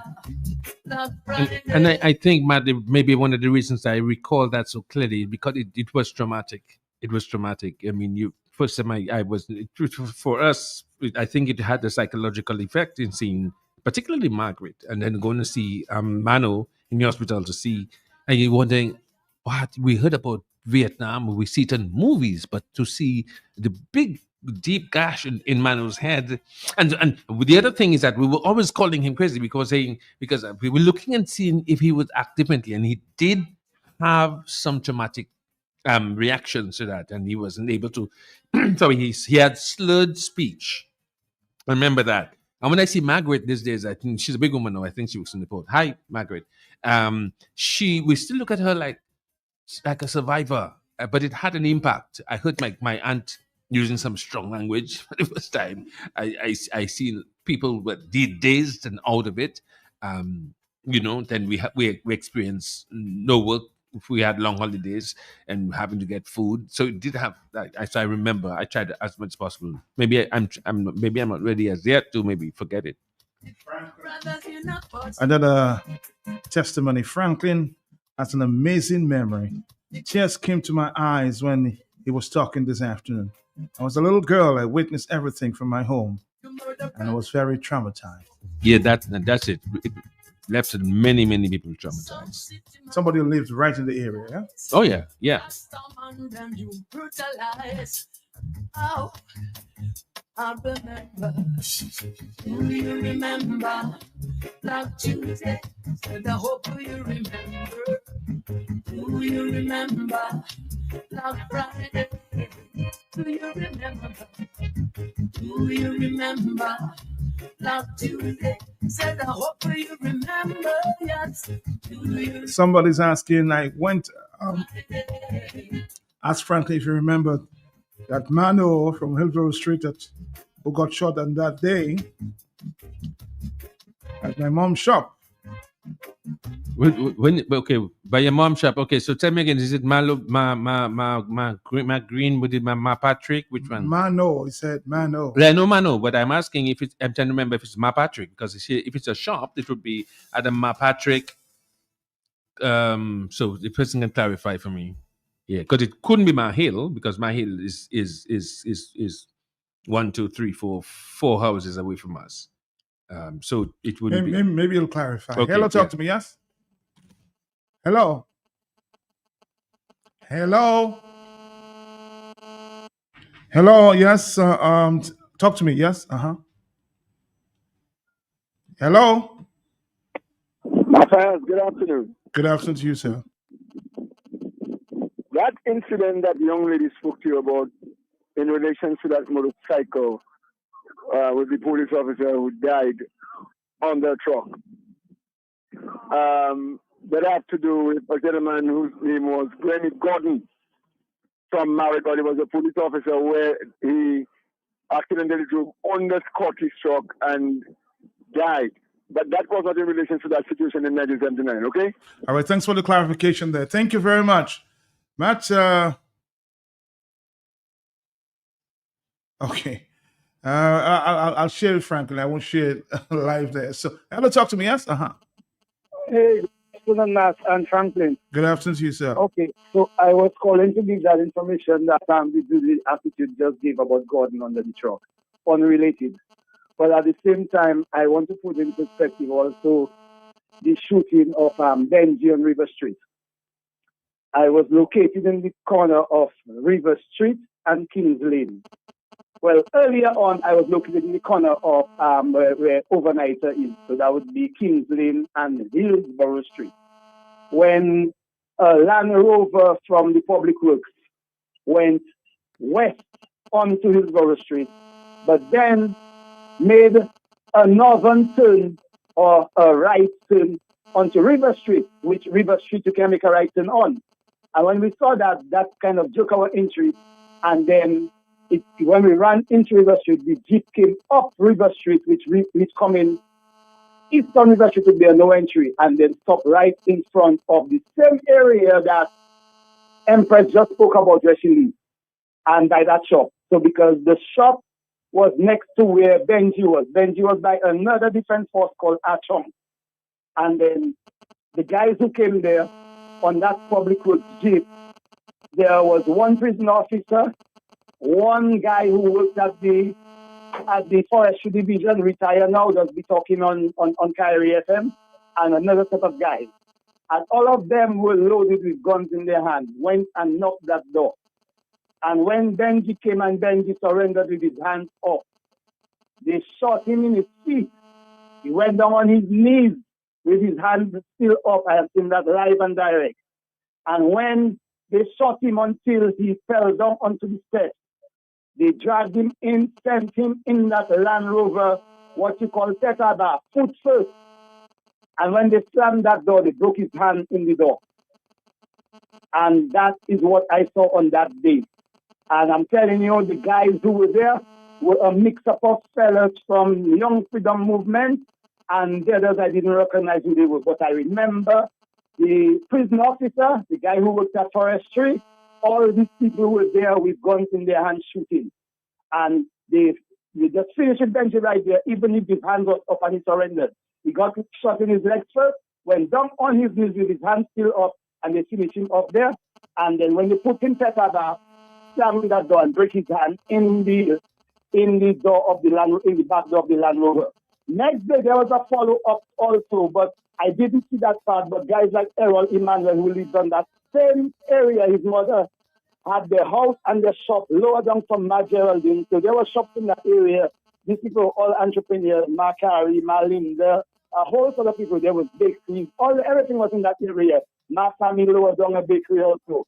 So I never even realized Empress grew up in that area, and I knew most of the girls that was there, but I guess I don't remember her because there was Frances, there was baby, she was there, I didn't know her name at the time, and there was another quite a few girls there.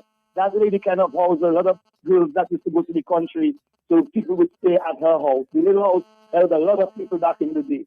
So I recall that actual day. I think it was December 1982. It was the 12th. I think it was 2 years after my grandfather's death. And you have a good one. Have a good day. Somebody can, of course, some persons are flashing back memories of yesteryear, huh? Mr. Peltier, good afternoon. Good afternoon to you. How are you? Mr. Peltier, May 29th, 1979, I was a little boy. Okay. Our mother took us from school, came to get us from school. Teacher Rose that time. Rushed us home. My Peltier, as soon as we got home, a bullet go through our roof. But we were the only one of about 5 houses that was in direct line of fire between Jojo Karam, Peter Karam, and the ministry. But at the time, the angle the bullet came from, it came from Jojo Karam's house. So when you talk to Peter Karam, tell him, Chris Bugono.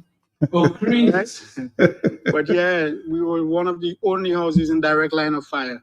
All right. And the bullet came from the back. So tell Peter, yeah, his father is a gangster. Do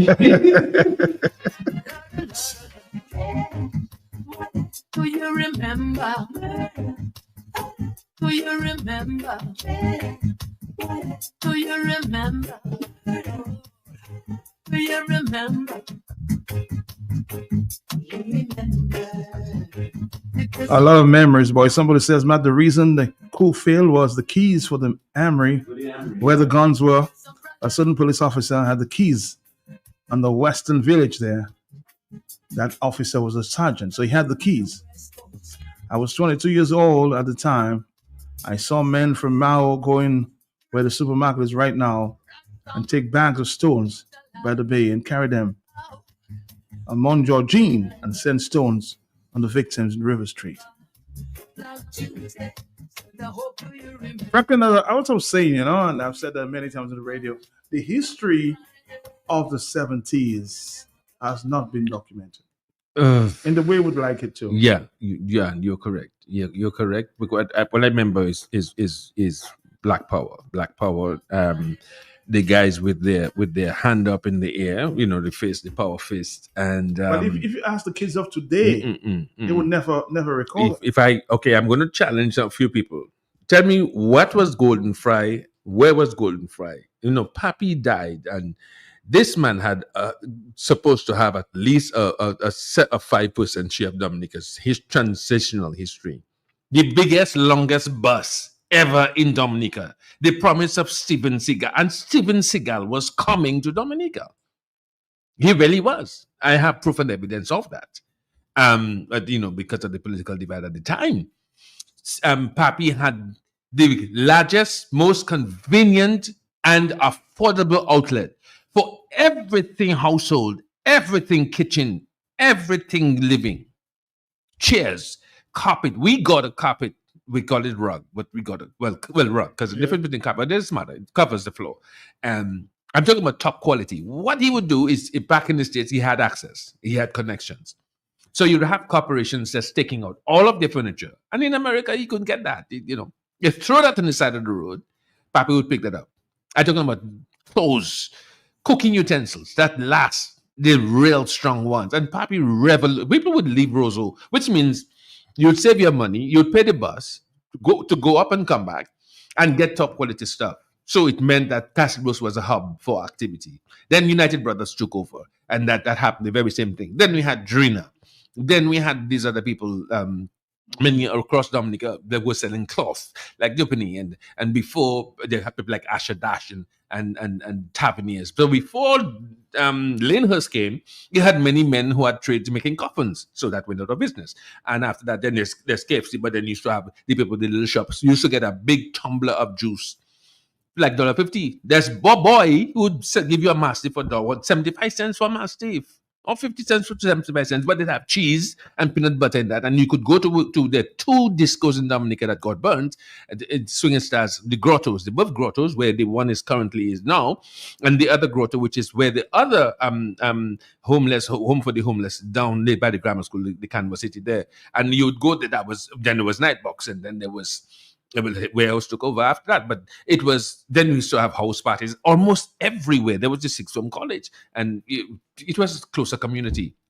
And I don't think the young people would know the history. Like, I remember exactly where I was when the Nosonich's father was killed, when they found out all that. I know Tumba, I know Pokusu, I know Mal. I saw them, and all the time they're looking for him in the bush. He's in Newtown driving on his bicycle. He's on his bicycle. I remember the song Ted Dilly played. Oh, my papa, to me he was so wonderful. When they found that Neno Sonji's father was shot, the whole country's crying. The entire country's crying. So I don't know if it's too late, because with the advent of everybody knows what's happening in America or England or wherever, everybody's on Facebook. Right on that second there. Yeah, Right. So. Hello, yes, but the history of the 70s, I will repeat, has to be told. Hello, talk to me, yes? Good afternoon. Good afternoon to you. he left stones that night Uh-huh. on his parents' property. Oh, Blue, you have to call back. Try the other line. Try the other line because for some reason. Because some stones in your phone, some stones on your phone too, some little pebbles on your phone.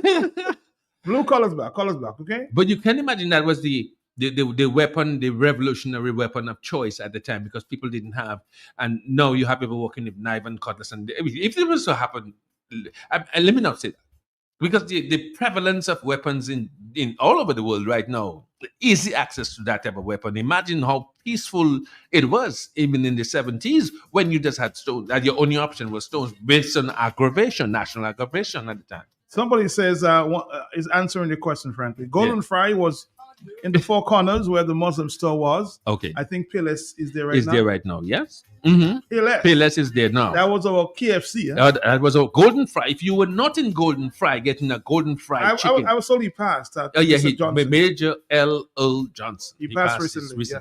And across from that, he had something called Jaws, which was the best ice cream. I mean, if you didn't go, and then you had to go to matinee in the cinema. You had to go Carib Cinema or Arc Cinema. I know a few people will remember that there was movies being played on a Saturday morning.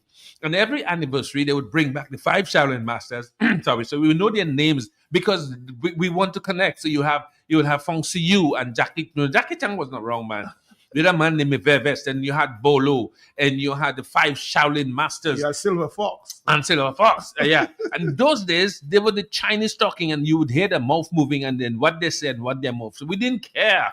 35 cents to go in the movies. A packet of cigarette was 50 cents, the wrong 50 cents. We had a red dollar, and then we had a brown 5 cents, and Money God make the whole Caribbean get the kind of clear, light, little 1 cent and 5 cents. Because Money God took up after Hurricane David, took all the cable with the copper wire and sent it back to England, became a millionaire.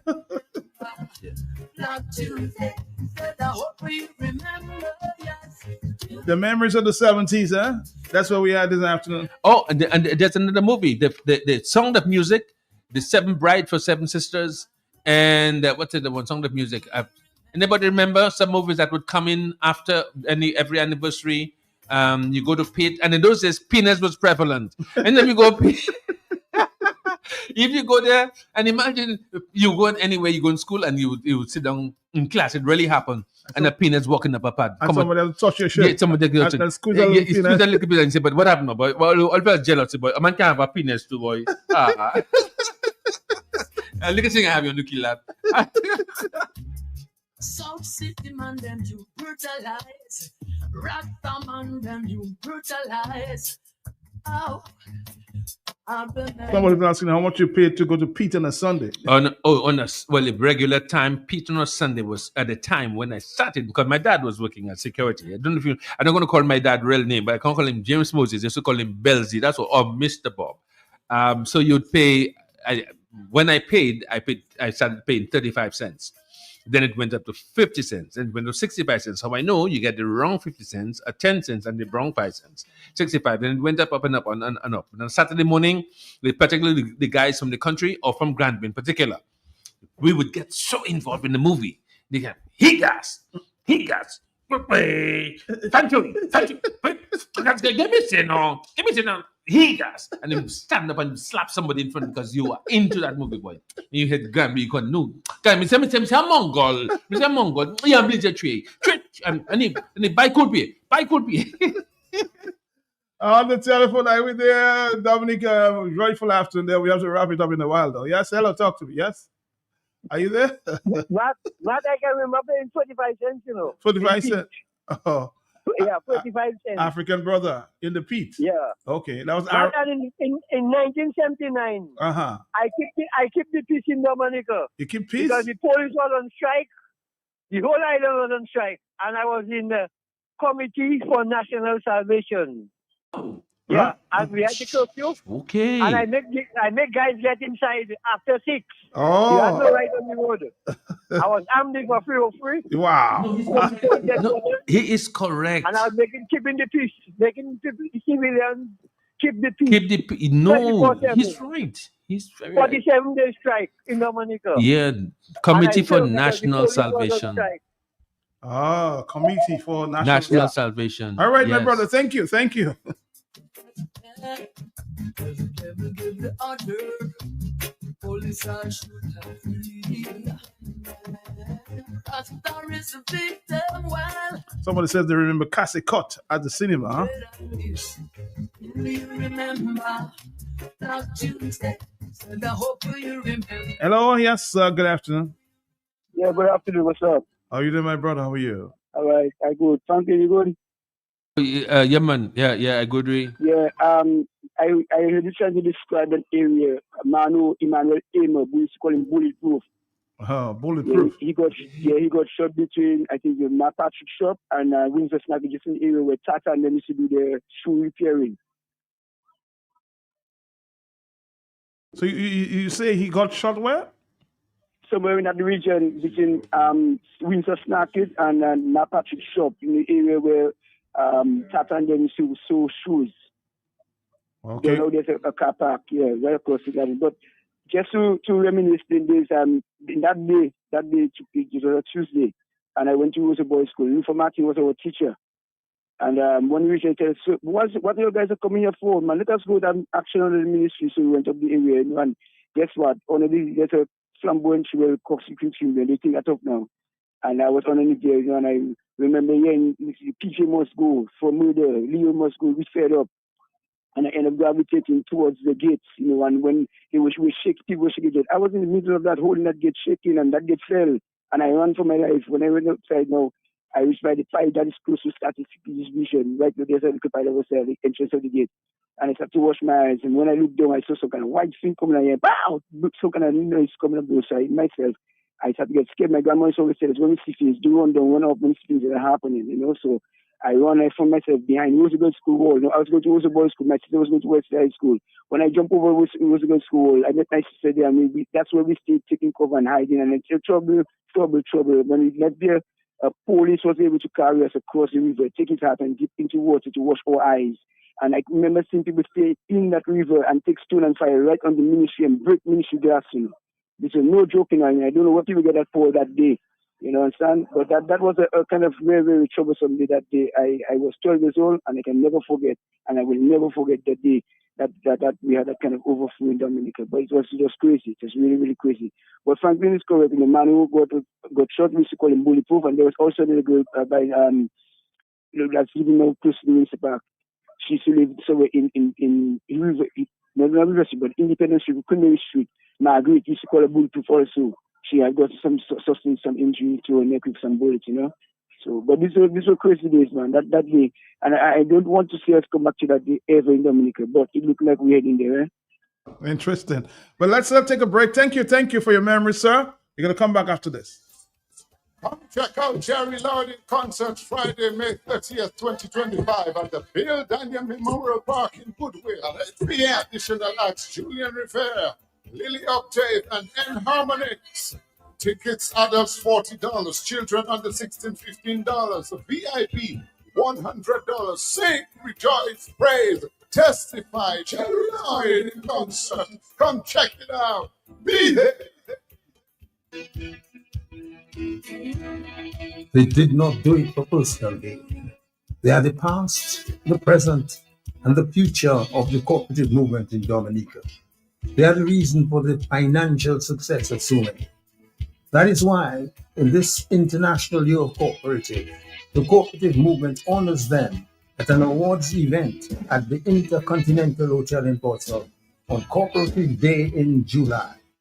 Each cooperative, the credit union, the non-financial cooperative, will nominate for awards deserving members past and present. Look out for this grand event in July, an event that brings to focus the spirit of Kudma and keeping the idea of cooperative forever young. I see Golo in shopping for farming supplies. So I ask him, what are you doing inside Bloombox? Do you have a farm? He tell me, that's how tell sort. I've been married 37 years. Look at my money farm. He say, no, not woman. Like land for farming crops. And then you understand. Bloombox is the most affordable on island. Knapsacks starting at only $57.71. Elsewhere, it's $300 plus. Cutlass seeds, seeding trays, nursery pots, sales of potting mix, all at way better prices than anywhere else. Fertilizers, 3-in-1 multi-tool, and so much more. Located on Federation Drive, Goodwill. Second property on the right after the Valley Link Road and on the corner of Drury Lane and Hanover Street in Rosal. Bloombox. Let's bloom together. Somebody says, Matt, good afternoon to you. As I listen to these historical stories, it's sad how things have changed and how AI will take over in the future and the Generation X will not have much memories. Computer will replace humans. It's so sad. That is why I think we have to document it. Ebony.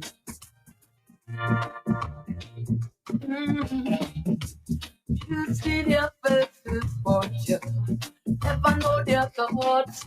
Every day we know that dog is cheap, so cheap. You see their actions, but you never know their reactions. Time and time alone will prove the story, and every eyes will see. The truth will reveal. The truth will reveal. Things that are hidden. I said the things that them I keep down inside. Truth will reveal. The truth will reveal. And of course, tomorrow, a group from tomorrow afternoon. Oh, yeah. I'm actually looking for a soldier at that time to give his version of the story. Can't get him at this time. Martin! I think he spoke to us sometime. One of the soldiers, they have their story too, you know. And some are still suffering today, you know. I'm having to have a conversation. Tried to hide from long time gone, but you and I know that looks at it say you still waters run deep. So watch it out, you're running steep. Time and time alone will prove the story, and every eye will see. The truth will reveal. The truth will reveal. Things that are hidden. Was 24 cents, not even 25, 24 cents. And when they had anniversary, that's when the films they played before, the pictures they played before, whatever you call it, and they come back, they call that anniversary, you pay 12 cents. But I'm going to be 67 this year in July. And up until now, I still dream of going to cinema or matinee in the Caribbean cinema. Always in pit in that middle row. I know the truth will reveal you.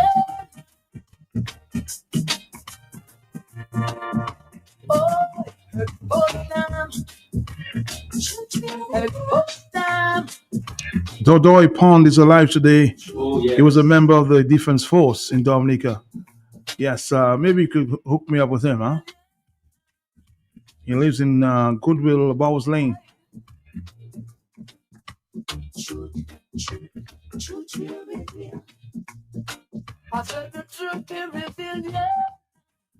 On the telephone, hello, talk to me, yes? Uh-huh.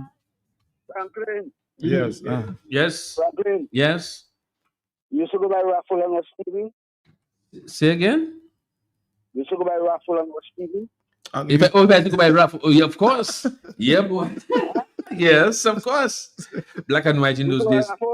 By Raffle? Black and white, he says. Black and white. Yeah, that was a Stevie song. So that's what the song was Stevie. Of course. And I can tell you the name, but we had Space 1999, Planets of the Apes, $6 million man. Mm-hmm. Listen. Hello? Yes, I'm right here. I know they were talking about the 1979, May 29th. And I kind of missed it because on the road and I had the Benji Pat came in. You listen? Yeah. But Benji wasn't part of the May 20. Well, No, we connected the story as it relates to the overthrow. Yes. Huh?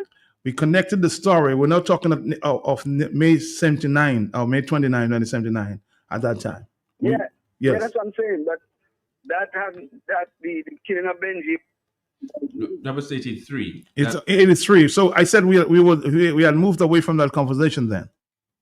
Okay, kind of confused because Yes. I acted on the road and I was switching in and out. And Okay. May 29th, and we had the Benji. But the May 29th, you live on Kennedy Avenue. I lived on Cook Street. And it was mayhem because the gates had been engineered, these iron gates. Right?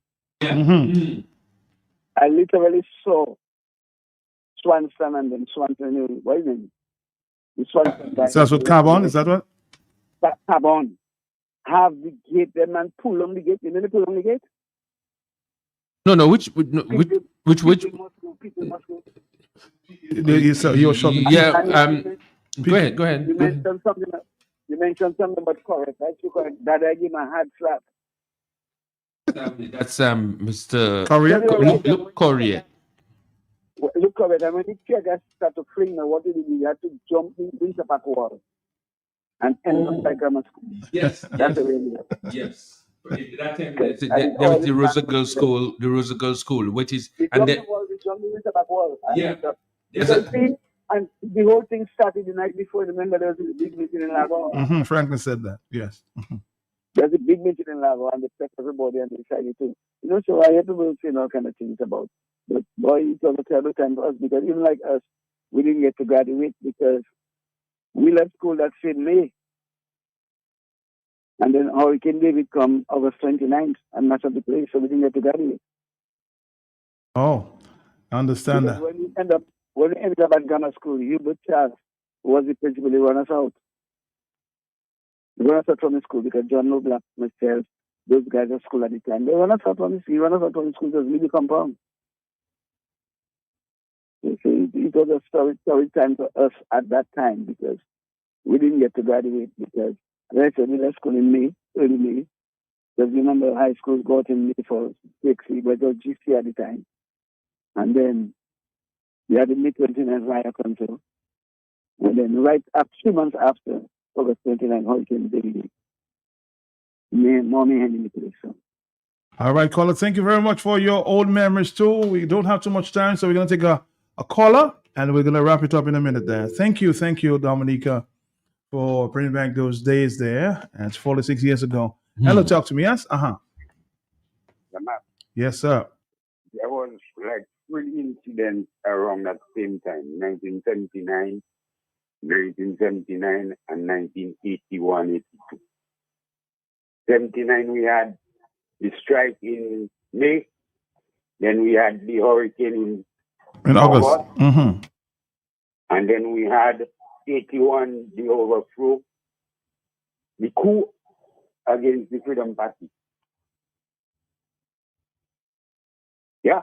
Yeah, of course we documented that earlier. Thank you very much on the telephone. Yes, good morning. Good afternoon. Good afternoon. I was trying to tell Peter, he should get the anything like it happened because you say that was like, oh boy, tell the people exactly what that caused the hell of school wash to come on their homes. Because to how I got it from Cook Street people was, Coach was passing in his truck. And he said, Jojo Karam, we coming for you. And Jojo Karam stepped from upstairs and he sent bullets down in the street. Behind Coach in the truck. And the night now, lots of school wash, talking the school schoolyard, and it's there they started getting all their fireworks. That was how I understood it happened from Cook Street people. So his father that started the time when the man pass and the man talk, and the man say, we coming for you. The man live in right St. Joseph, but the man just said that so the man get angry, and that was what they said the hell bullet from Cool Wash. And he said, which father was going up the step like a giant? Apara, his father get caloted. Jacket pull back. They pull back his jacket and they pull him back. He should go see a split back from behind like he's 16 years. We show him who is not that master inside there. But Blue, you're a gangster man on the time. Nothing. School wash was coming from the river, man, collecting stuff from the little end of the river there by different bath road and going up the thing there, the link road there, man. But man was selling the river there, selling stone and ground and ministry and in What do you call that place out there? The stadium here, the school was there that time. At the school was making a lot of pushing here, you know. Now don't play with us, you know. Now people greedy. People playing holier than thou. People get selfish if all the luxurious thing at their home and everybody looking to build big houses, 6 and 7 bedrooms. All the time people didn't get a shit. People wanted to stand up for their country. And that was what people were doing. But now, everybody, I don't do that now. My child go in this, my child go in that. They will, but if all of us stand up together, like that thing, like, they cannot do nothing with you. You see Starboy there? Starboy has 12 bodyguards. Well, Starboy would have to have 50 bodyguards in those days. So 1979, and after that, and before that, in 71, oh my God, Starboy would be in trouble in Dominica. But now, greedy people, I get it. So what I want to again, bye-bye. Blue, watch your language. Watch your language. Yeah. Oh my God. But then, hey, what was that? I'm happy she said that because I almost forgot that from 4 o'clock in the afternoon, people think, well, is a construction going on? For they start bringing their stones and point it down behind the wall. Now there's no longer a wall, which is where the apartments are now. Mhm. But before that, there was the mixed school, and fellas would drive up Great Marlborough Street and pour I'm talking about stones. Those didn't have those big trucks with the pickup vans. And that was for Taram Veranda the night. Oh my God. Oh my God. It's 3:18. We're gonna wrap it up at about 12 or 3:30. Yes. Good I have afternoon. to laugh when Blue say he was coming from the river. But back then people used to dashing on feet and coconut milk and whippish and those things. Now man eating dumb boy macaroni. Them today the stone. But police should arrest that one dumb they can bust at the stone. Because them kind of stone are here in the rich ministry compared to now. 2 little stone police said a thing. But that is different kind of stone, you know. Them man don't have no strength these days, yeah, boy. For true. Macaroni and corned beef, huh? If you have not called and you want to share a story, we have just about 12 minutes. Ella, talk to me, yes? Matt, I want Franklin to get this clarified. Okay. We must clear the air. You said O.J. Serafin was the first one to put in his resignation. Yes, I'm when guaranteed. Virginia was toppling the government one by one Yes. of the Patrick John government. And as a matter of Are fact, you sure about that? that is why he became the interim prime minister.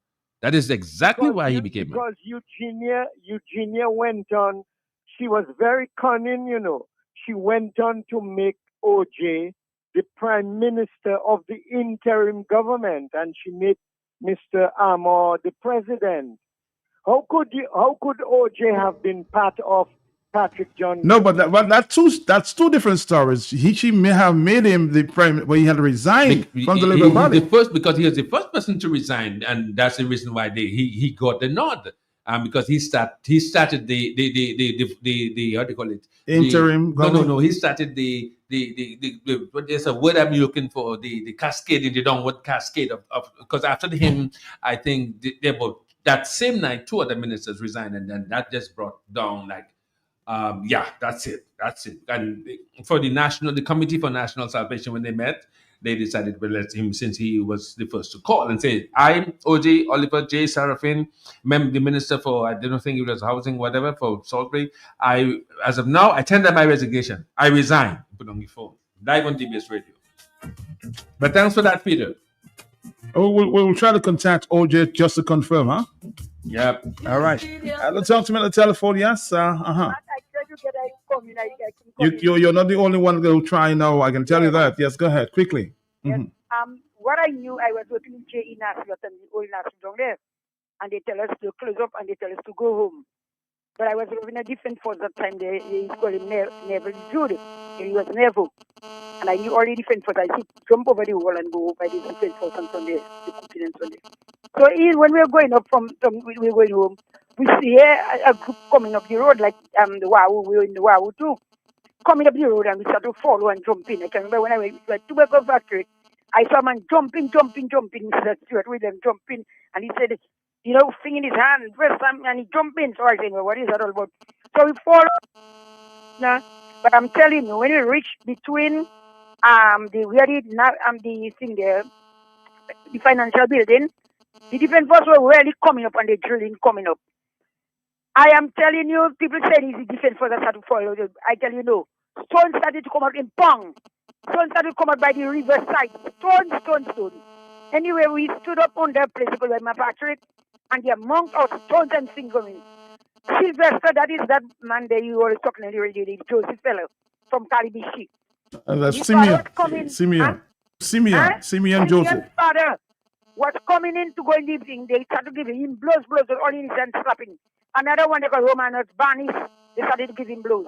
And many of those people were going in the office and they started playing. They started pulling case and everything.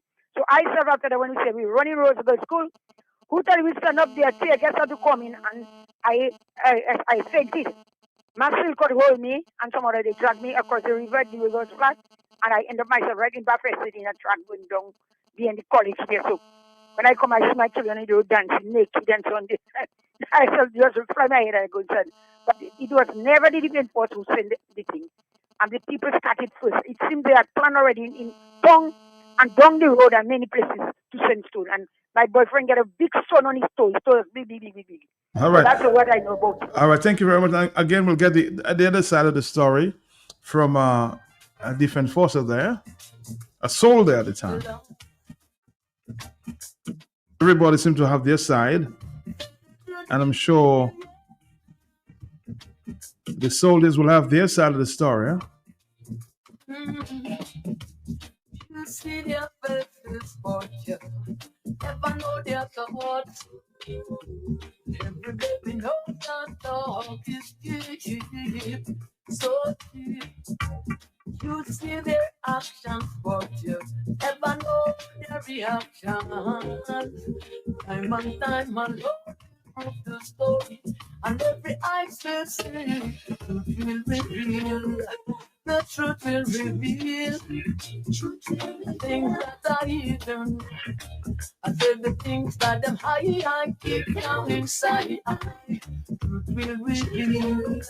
The truth will reveal what's in their heart. And what is in their heart. Oh yeah. Oh boy. We have 6 more minutes and we'll wrap it up here for the afternoon on the Talk on the Block. Very interesting and revealing afternoon. I'm sure that some stories may be mixed up in terms of the dates and activities, but a very interesting exercise. Hello, talk to me, yes. Uh-oh. Hello, yes. Yes, Matt. Yes. When Charles Sovereign was asked about the legality of his revolution, it is said that he was said, well, as long as you don't lose. Can you confirm that, Matt? Did he ever say something like that? Because that's what I seem to remember. As long as you don't lose the revolution, you're okay. Revolution or protest action, Richard? Yeah, say that again? Was it revolution or protest action? Whichever, man. Oh, okay. We'll call it what we want, but I'm saying that Charles Sovereign responded when asked about the legality of his protest action or whatever we call it, his actions. He says we're not going to lose as long as we don't lose. So in a revolution, it seems that the attitude of the revolutionist is that as long as you don't lose, because when you win, you become the authority and there's no legal action against you because you are now the authority. That was the attitude Charles Sovereign went in with, as far as I'm understanding. Thank you. We have 5 more minutes. Hello, yes. Hello.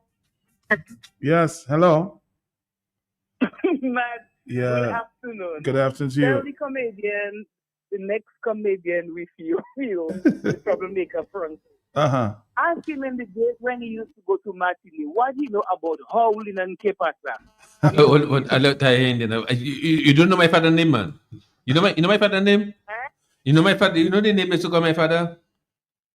My father was the baddest man in Roseau when it comes to Howlins and Kipasa. Now, I did not see them, so I will admit I did not see them. When I say see them, I mean I didn't participate. I didn't partake in action. Yes. But if you know my father and the stories that Afimate has said to me, as a matter of fact, here's a classic example. You know Mr. Bob, they call him Belzy? That's my dad. Are you there? Oh, okay. So if you know Mr. Bob. Yeah. Hello, yes, we have 4 more minutes. Talk to me quickly. What the lady said there, previously before that one, the defense force only came in when the crowd started getting rowdy, when stones and the gate was falling down and people were slapping ministers. That is when they see how bad it was. That was when defense force came in. Defense force didn't come in while what Franklin said, defense force only came in when the crowd started getting rowdy. Man getting caught up, man getting strapped, breaking down. He kept to go upstairs in the thing breaking down. That is when they see, well, all hell break loose. Yeah, correct in that one. Correct in that one. We have to be careful now. When you see people, because there was a Philip Timothy mother, I understood. She was a labor right. When she heard what was going on, I hear people say, she said, try to chew you because she was under her little nanny. She said, try to chew you, try to chew you. But this person that died was her son. That is why we have to be careful sometimes. Bye-bye. Yeah, so Blue's correct on that one. I think they came in. That's why I was saying that when they were coming up towards the crowd. The crowd was still quiet at the time. No, Blue's correct. Because they would not have been able, the crowd would not have been able to go under the ministry after the defense force if they were already established. So the defense force did come in after the riot was really in full gear. Because I remember the shaking the gate of the towards to go up the step, and the hinge were coming out, and you can imagine that is riveted in the concrete, and that they were shaking, and ministers were braving up to try to go and enter, and it blows on them. Our final minute, and before we go, okay? Hello, last yes? final. Yes. Matt, quickly. What Blue said makes perfect sense, because in those days we had the police who are in charge, and only when the police cannot handle it could they call in the army or the military. That makes perfect sense, and we have to take note that we no longer have a military. We have a police force, and that should be corrected. The police have to deal on a certain level, and when they cannot handle it, then comes the military. But in Dominica now, they are 2 in 1, and there's no distinction. That is why we're seeing police and military at the same time, all in one, and firing right off the bat. We need to correct that. All right, I'll tell you what. Tomorrow, May 29th, 1979, a historic day etched in our memories forever, will be etched in our memories. And the Electoral Reform Coalition presents Millstone, the 46th anniversary of May 29th. That's tomorrow afternoon. And 1 to 3 as well. I think there's a program that will be carried live tomorrow from 6 o'clock as well. So there'll be more opportunities to tell your story. But in the meantime, I'm saying we're gone, okay? Yeah. Franklin Peter Moses, thank you. Welcome, bro. Thank you. Great narrative here this afternoon. Thank you.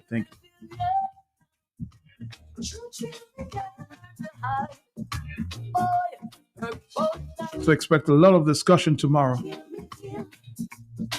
We're gonna take up the mask of your first. Who that is? Truth will reveal.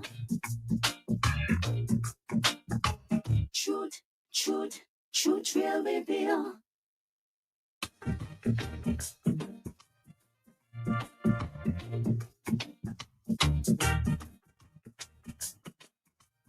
Until tomorrow morning, I'm gone. Okay? Thank you. If God is willing, I'll be back on your radio.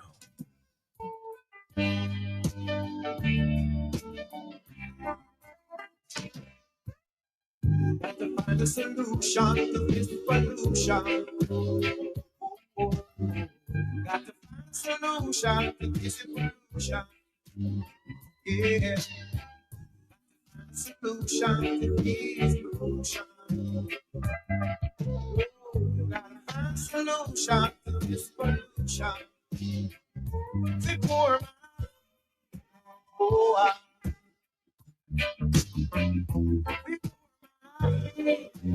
yeah. The poor man of me. Oh, the poor man. Yeah. Gas gone up. Beer gone up. Rent gone up. Water bill gone up. Light bill gone up.